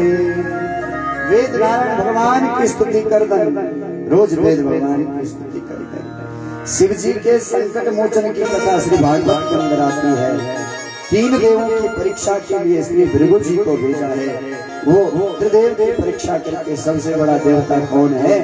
तो भगवान विष्णु के छाती में जब लात मारी भृगु जी ने, भगवान खड़े होकर कहने लगे भृगु जी मेरी छाती कठोर है, तुम्हारा कोमल चरण थोड़ा दबा दो। तब कहा कि विष्णु ही सबसे श्रेष्ठ देवता है। बोलो कृष्ण कन्हैया लाल की। अब थोड़ा जल्दी भगन पड़ेगा, लेकिन 12 बज गए, अभी यज्ञ में थोड़ी आहुतियां भी होंगी और इसके बाद जो है फिर पूर्णाहुति आरती भंडारा ये सब होना है। थोड़ा और फास्ट गाड़ी बढ़ानी पड़ेगी। इधर भगवान ने देखा कि धरती का सारा पाप मैंने मिटा दिया, लेकिन मेरे परिवार जो यदुवंशी हैं, ये मेरे नजदीक होने से मेरे जाने के बाद ये सबको दंड देंगे। जो बड़ा आदमी मोड़ो हम फलाने के आदमी हैं, बड़ा आदमी भले अच्छा भी हो, नेता पेता अच्छा भी हो, लेकिन वे कुछ मोड़ो सब गड़बड़ करते हैं। भगवान जी का पहले इनको ही मिटाना चाहिए। राक्षस सब मैंने मारी दिए, इसलिए भूभार राज प्रतना, भगवान ने भू का भार को मिटा ही दिया, अब बचा हुआ अपना वंश है, इसलिए भगवान ने शाप से अपने वंश को भी समाप्त किया। एक दिन क्या हुआ, यदुवंश के जो कुमार हैं, छोटे छोटे बच्चे, सभी ऋषि मुनियों को पता चल गया कि भगवान के 125 वर्ष पूरे होने वाले हैं, इसलिए वो संत महात्मा वहीं पे आगे जहाँ भगवान है वहीं वो आगे, वहां पे वो रह रहे थे। छोटे छोटे बच्चों ने क्या किया कि जाम्बवती का जो बेटा है, शाम को उसको साड़ी पहनाई और पेट में कपड़े उपड़े बांध दिए, पेट बड़ा कर दिया। सांब को लेकर के उन महात्माओं के पास में गए और महात्माओं से कहा, महात्मा बताओ ये स्त्री पेट से है, इसके पेट में लड़का है कि लड़की, आप बताओ। महात्माओं को बड़ा गुस्सा आया, तुम हमारी हंसी करते हो। मुसलम कुलनासनम, इसके पेट में लड़का होगा न लड़की होगी, इसके पेट से मुसल निकलेगा तो तुम्हारे पूरे खानदान को नाश कर देगा। उन बच्चों ने डर के मारे जब कपड़े खोले तो सपने उससे मुसल निकला। सब घबरा गए, क्या करें। भगवान कृष्ण को नहीं बताया इन सबने। मुसल का चूरा बना करके उसको समुद्र में फेंक दिया। एक बड़ा टुकड़ा बच गया था, उसको मछली ने निगल लिया। जरा नाम के व्याध ने उसको अपने धनुष की जो तीर है उसके नोक में लगा दिया और वही बाण बाद में भगवान कृष्ण को लगता है। बड़े बड़े बात होने लगे। भगवान ने कहा यहाँ रहना नहीं चाहिए, अब चलो प्रवास क्षेत्र में चलेंगे, वहाँ भगवान का भजन करेंगे। उद्धव को जब पता चला कि भगवान क्या चलने की तैयारी, इसलिए उद्धव रोता रोता भगवान के पास में और कहने लगा, प्रभु मैं जानता हूँ हे कृष्ण आप जाने वाले हो, तो याद रखिए कृष्ण बचपन से आपके साथ में रहा, आपकी जूठन को मैंने पाया है। अब मैं आपके बिना जी नहीं पाऊंगा कृष्ण, इसलिए मुझे भी साथ में लेके चलो। जहाँ चलो प्रभु मुझे भी साथ में ले जाओ, जहाँ ले चलोगे वहाँ मैं रहूंगा, जहाँ नाथ रख लोगे वहाँ मैं रहूंगा, कृष्ण मुझे साथ ले चलो। रोने लगा उद्धव। तब भगवान ने उद्धव को ज्ञान दिया। ये 11वां स्कंद की हम कथा सुन रहे हैं। पूरे ज्ञान की चर्चा श्री 11 स्कंद के अंदर है। उद्धव को भगवान ने दिव्य ज्ञान दिया। उद्धव को ज्ञान दिया। उद्धव से भगवान ने कहा, देख आज के 7वें दिन इस द्वारिका को समुद्र निगल लेगा, इसलिए उद्धव तुम यहाँ मत रहना। तुम तीर्थाटन करते हुए पांडवों के ऊपर भी कृपा करना और वहां से मैत्री ऋषि के आश्रम में हरिद्वार चला जाना, वहां दिव्य ज्ञान मिलेगा। फिर बद्री का आश्रम जाकर के दिव्य गति को प्राप्त करना। उद्धव रोने लगा, कृष्ण आपके बिना मैं कैसे जीऊंगा, मुझे कुछ आधार दीजिए। जैसे भरत को भगवान राम ने 2 पादुकाएं दे दी थी, वैसे ही आज श्री भगवान कृष्ण ने उद्धव के सामने श्रीमद् भागवत का जो दिव्य ग्रंथ था एक रूप बना करके भगवान इस भागवत के अंदर समाहित हो गए। बोलो कृष्ण कन्हैया लाल की। भागवत भगवान की। उद्धव से कहा, हे उद्धव ये भागवत कोई पुस्तक नहीं है, ये मेरा रूप है। बस इस भागवत के अधीन अपना जीवन कर लेना, तेरा कल्याण होगा। भगवान ने श्रीमद् भागवत की दिव्य ग्रंथ उद्धव को दिया और उद्धव ने वो भागवत अपने माथे पे रखी और रोते बिलखते हुए उद्धव भगवान से विदा हुआ। रोते भगवान से शुद्ध तेजस्नेह विरह कातरो न शक्न वस्त्रम परिहार कुमार। भगवान ने हृदय से लगा लिया उद्धव को। उद्धव बहुत विकल हुए, रोए, लेकिन जाना तो पड़ेगा। उद्धव भगवान से विदा हुआ। उद्धव चले गए इधर। भगवान ने कहा चलो प्रवास क्षेत्र चलेंगे, भजन कीर्तन करेंगे। सब गड़बड़ हो रही है। सब यदुवंशियों को लेकर के भगवान प्रभास क्षेत्र में आ गए। वहाँ यदुवंशियों ने एक यज्ञ किया, बहुत सुंदर यज्ञ किया। जब यज्ञ पूर्ण हो गया तो जय दिन खत्म हुई, यज्ञ पूर्ण होती हुई शाम को सपना मदिरा को पान करी। यदुवंशियों ने मदिरा पी ली। मदिरा श्राप को भी बोलते हैं आज की स्थिति में देखे। पहले बैठ गया सुंदर यज्ञ करे शाम में, तब दिमाग बुद्धि खराब ना होने। कभी भी ऐसा न करें। मैं तो हर यज्ञ में पहले दिन ही यजमान परिवार से मीटिंग लेता हूँ और उनसे कहता हूँ याद रखना तुम्हारे यज्ञ मंडप में अगर कोई पी के आया तो तुम्हारे घर में अगर कोई दुर्घटना घटेगी तो उसके जिम्मेवार कौन हो। यहाँ पौड़ी की एक घटना है। पौड़ी में एक ऐसी घटना घटी, पहले दिन ही मैंने कह दिया था ये सब मत करना, देखना बाद में गड़बड़ होगा तो फिर मत बोलना ऐसा होगा, और बाद में बहुत बड़ी दुर्घटना घटती है। उन लोगों ने माफी मांगी। इसलिए इन चीजों को हमें याद रखना चाहिए कि ऐसा हम न करें यज्ञों में। भगवान ने कहा था कि यज्ञ वाक पीना होना मत करो, पहले तो छोड़ो यज्ञों से, प्रार्थना करो भगवान से इतना बड़ा यज्ञ हो रहा हमसे ये चीज छूट जाए, नहीं तो कम से कम यज्ञ के बाद तो न करें इस चीज को। यही किया यदुवंशियों ने, मदिरा का पान किया। पागल हो गए सबके सब, आपस में लड़ने लगे। बलराम ने कहा पागल हो गए तुम, भाई भाई और भाई नहीं लड़ते आपस में, तो आपस में लड़ने नहीं माना। रामा समुद्र बेलाया। बलराम ने कहा पागल हो गए, उनको समझा के कुछ फायदा नहीं, सामने समुद्र है। बलराम जी सीधा निकल गए समुद्र के बीच में, क्योंकि बलराम को प्रस्थान करना है, सुधाम चले जाना है। समुद्र के बीच में इतने बड़े पानी के अंदर बलभद्र शेष नारायण प्रकट हो गए दिव्य रूप में अपने बलभद्र जी, और वहीं से बलराम जी सुधाम चले गए। बलभद्र भगवान इधर भगवान कृष्ण ने बहुत समझाया मत करो। वो पहले यदुवंशी पहले आपस में अस्त्र शस्त्र से लड़े, जब खत्म हो गए तो उनके पास कुछ नहीं बचा। सामने वही घास जो मुसल निकला था वो चूरा करके जब समुद्र में फेंक दिया था, उससे एरन नाम की घास निकल आई थी। वही घास को फाड़ के एक दूसरे को मार सब मर गए, आधा से ज्यादा मर गए। वो जरा नाम का बहेलिया जो एक टुकड़ा बचा था वो भी मृग को ढूंढते ढूंढते इसी जंगल में आ गया। भगवान कृष्ण ने कहा इन पागलों को समझा के कुछ फायदा नहीं, जब पी रहे होते हुए एक बात क्या समझाने, वो अपने को ही समझाने लगता। एक बार यमराज से किसी ने पूछ दिया, यमराज कोई शराबी जब मरता है तुम उसे लेने अपने दूतों को भेजते, खुद क्यों नहीं जाते हो? हाँ, यमराज से किसी ने पूछ दिया कि कोई शराबी जब मरता है तो तुम उसको लेने भैंसा लेके खुद क्यों नहीं जाते, अपने सेवकों को क्यों भेजते? यमराज ने कहा देखो भैया, मैं एक ही बार गया था एक शराबी को लेने, जब मरा हुआ एक शराबी को लेने एक बार गया था, तो पता वो क्या बोला वो शराबी जिसको मैं लेने गया था? वो बोला यमराज भैया आज तुम बैठो, भैंसा तुम्हारा भाई जाएगा, भैंसे को आज तुम्हारा भाई। तब से हम जाते नहीं,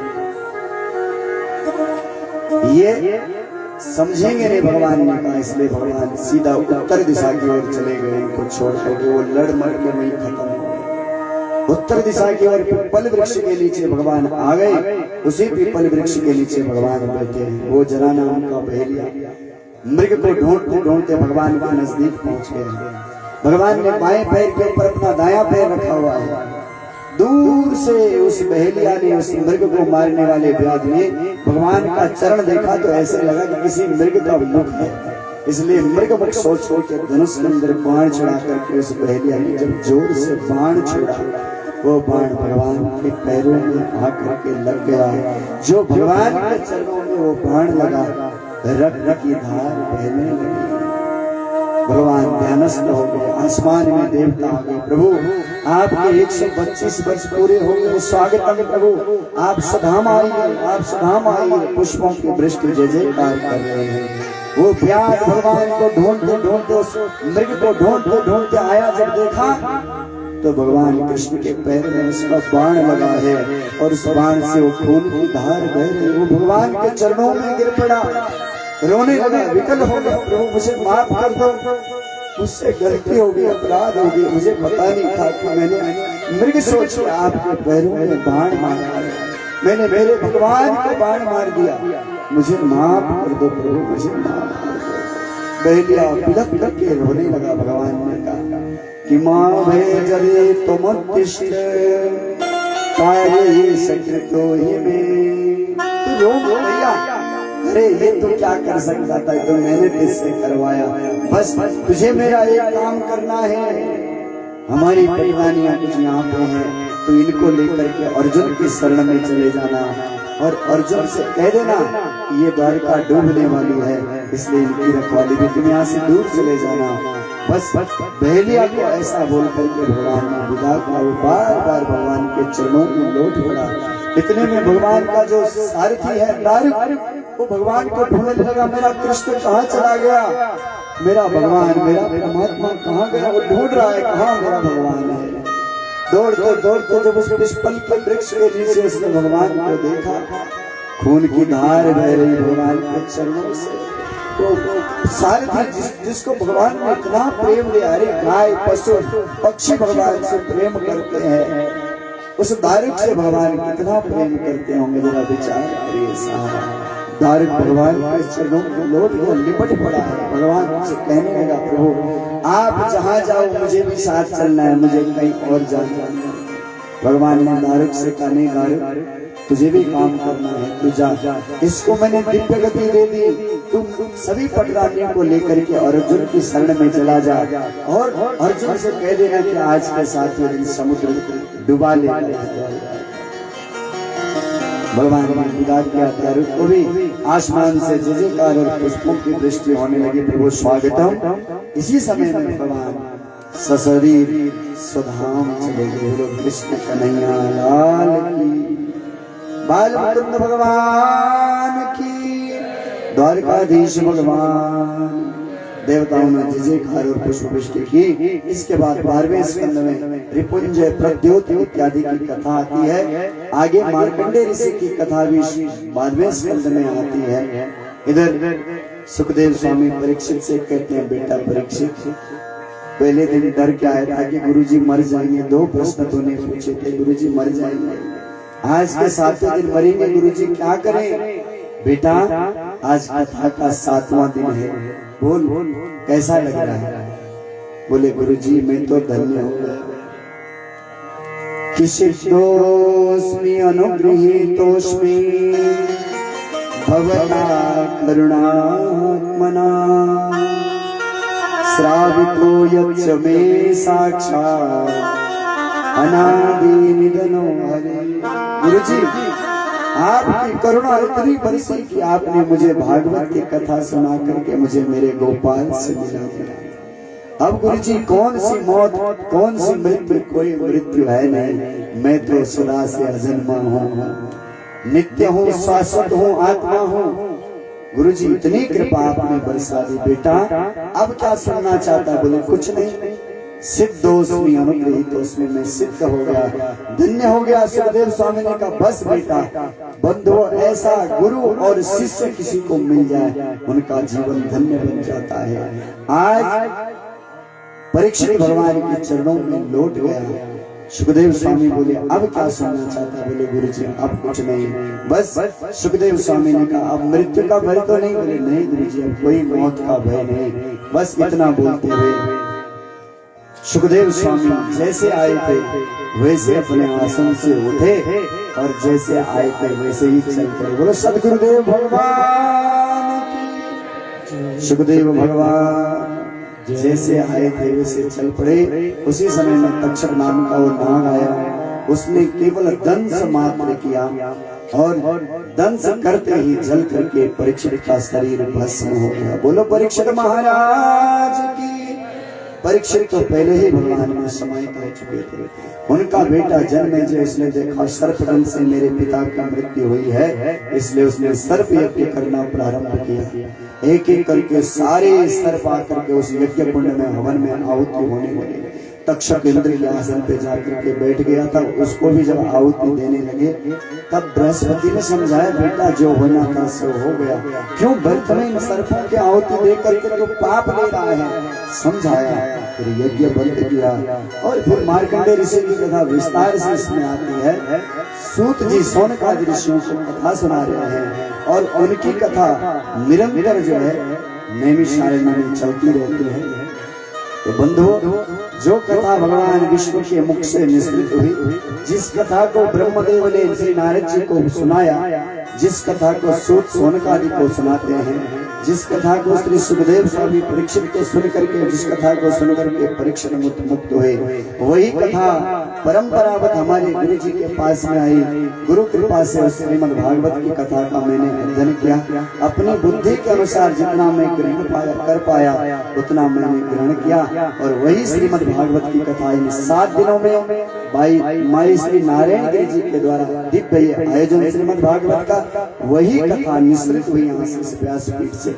आप कितना अच्छा लगा कितना नहीं लगा ये तो आप जानो साहब, पर हमें बहुत अच्छा लगा आप सबके बीच में कथा करके। ये कथा भगवान को हम समर्पित करें। नारायण देव जी को एक बार पुनः शुभकामनाएं। हमारे गांव के बुजुर्ग जवान बच्चों सबको शुभकामनाएं देते हुए हमारे शरीर चरणों को मैं वंदन करते हुए कथा को विश्राम दे रहा हूँ। आप सबका प्रेम इसी तरह से बढ़ा रहे। एक एक करके मैं किसी का नाम नहीं लेना चाहता हूँ और फिर उसमें नाम छूट जाएंगे तो फिर गड़बड़ी होती है। इसलिए सभी सम्मानित छोटे से छोटा और बड़े से बड़ा सबको मैं वंदन करता हूँ कि बहुत अच्छे ढंग से हमारे गांव वालों ने इस यज्ञ में सहयोग किया। माई जी का आशीर्वाद हम भी चाहते हैं, सदा उनका आशीर्वाद हमको भी मिलता रहे। व्यासपीठ से मैं तो आशीर्वाद क्या दे सकता हूँ, आप तो संत हैं, पर व्यासपीठ से बैठ करके भगवान से ये प्रार्थना जरूर कहूंगा कि आप जीवन में स्वस्थ रहें, मस्त रहें, बड़े महंत बन जाएं जल्दी से, और फिर इस तरह से यज्ञ आपके द्वारा होते रहे। इन 7 दिनों में इस व्यासपीठ से जो अच्छाई निकली होगी उस कथा को आप अपने जीवन में गुनने की कोशिश करना। कथा सुन के इस कथा को अपने घर तक ले जाना, अपने घर तक उतारना, तभी कथा जीवन में परिवर्तन करती है। केवल कथा सुन करके गए घर पर कुछ किया नहीं, उसको जीवन में उतारने का तो फिर कुछ नहीं होने वाला। इसलिए जितना भी आपने ग्रहण किया इसको अपने जीवन में उतारने की कोशिश करना। इन 7 दिनों के अंदर मेरे द्वारा अगर कोई ऐसा शब्द निकल गया हो जो हमारे ग्रामवासी क्षेत्रवासियों को कोई शब्द ऐसा निकल जाता है, कभी हम गुस्से में हो जाते हैं, यहाँ से कोई शब्द ऐसा निकल गया हो जो किसी को भी अच्छा नहीं लगा हो, तो उस शब्द को कहीं दूर भेज देना, मुझे वापस दे देना। मुझे शब्द वापस नहीं होते, पर आज के समय में वापस होते, तो उस शब्द को कहीं दूर फेंक देना जो अच्छा नहीं लगा हो किसी को भी, और जो अच्छाई यहाँ से मिली हो उसको आप अपने साथ में ले जाना, और आप सबका कल्याण हो, आप सबका मंगल हो। इसी भाव के साथ में कथा को विश्राम दे रहा हूँ। पुनः क्षेत्रवासियों को शुभकामनाएं देते हुए कथा विश्राम हो रही है। नाम संकीर्तनम यस्य सर्व पाप प्रणाशनम, प्रणामो दुख समनस तम नमामि हरिहरम। कि कथा विसर्जन होते हैं, सुनो वीर हनुमान, राम लक्ष्मण जानकी सदा करो कल्याण, सदा करो कल्याण, सदा करो कल्याण। ओम पूर्णमदः पूर्णमिदं पूर्णात् पूर्णमुदच्यते पूर्णस्य पूर्णमादाय पूर्णमेवावशिष्यते। ओम शांति शांति शांति। बोलो यज्ञ नारायण भगवान की जय, भागवत भगवान की जय, सुखदेव महाराज की जय, परीक्षित जी महाराज की जय, क्षेत्र के सभी देवताओं की, पितृ देवताओं की, संत समाज की जय, भक्त समाज की जय। नमः पार्वती पते हर हर महादेव। इस वादा के साथ कथा विश्राम ले रही है। पुनः क्षेत्रवासी ग्रामवासी कभी हमें फिर कथा के लिए याद करें तो बेझिझक होके करना। कई लोगों को पीछे ऐसा लगता था कितने दूर से बुलाएंगे, कितना लगेगा, कैसे लगेगा, उस बात की चिंता मत करना। तुम्हारे मन में कभी कथा का संकल्प आए, याद करोगे तो हम तत्क्षण हाजिर हो जाएंगे। बोलो कृष्ण कन्हैया लाल की जय। राधे राधे।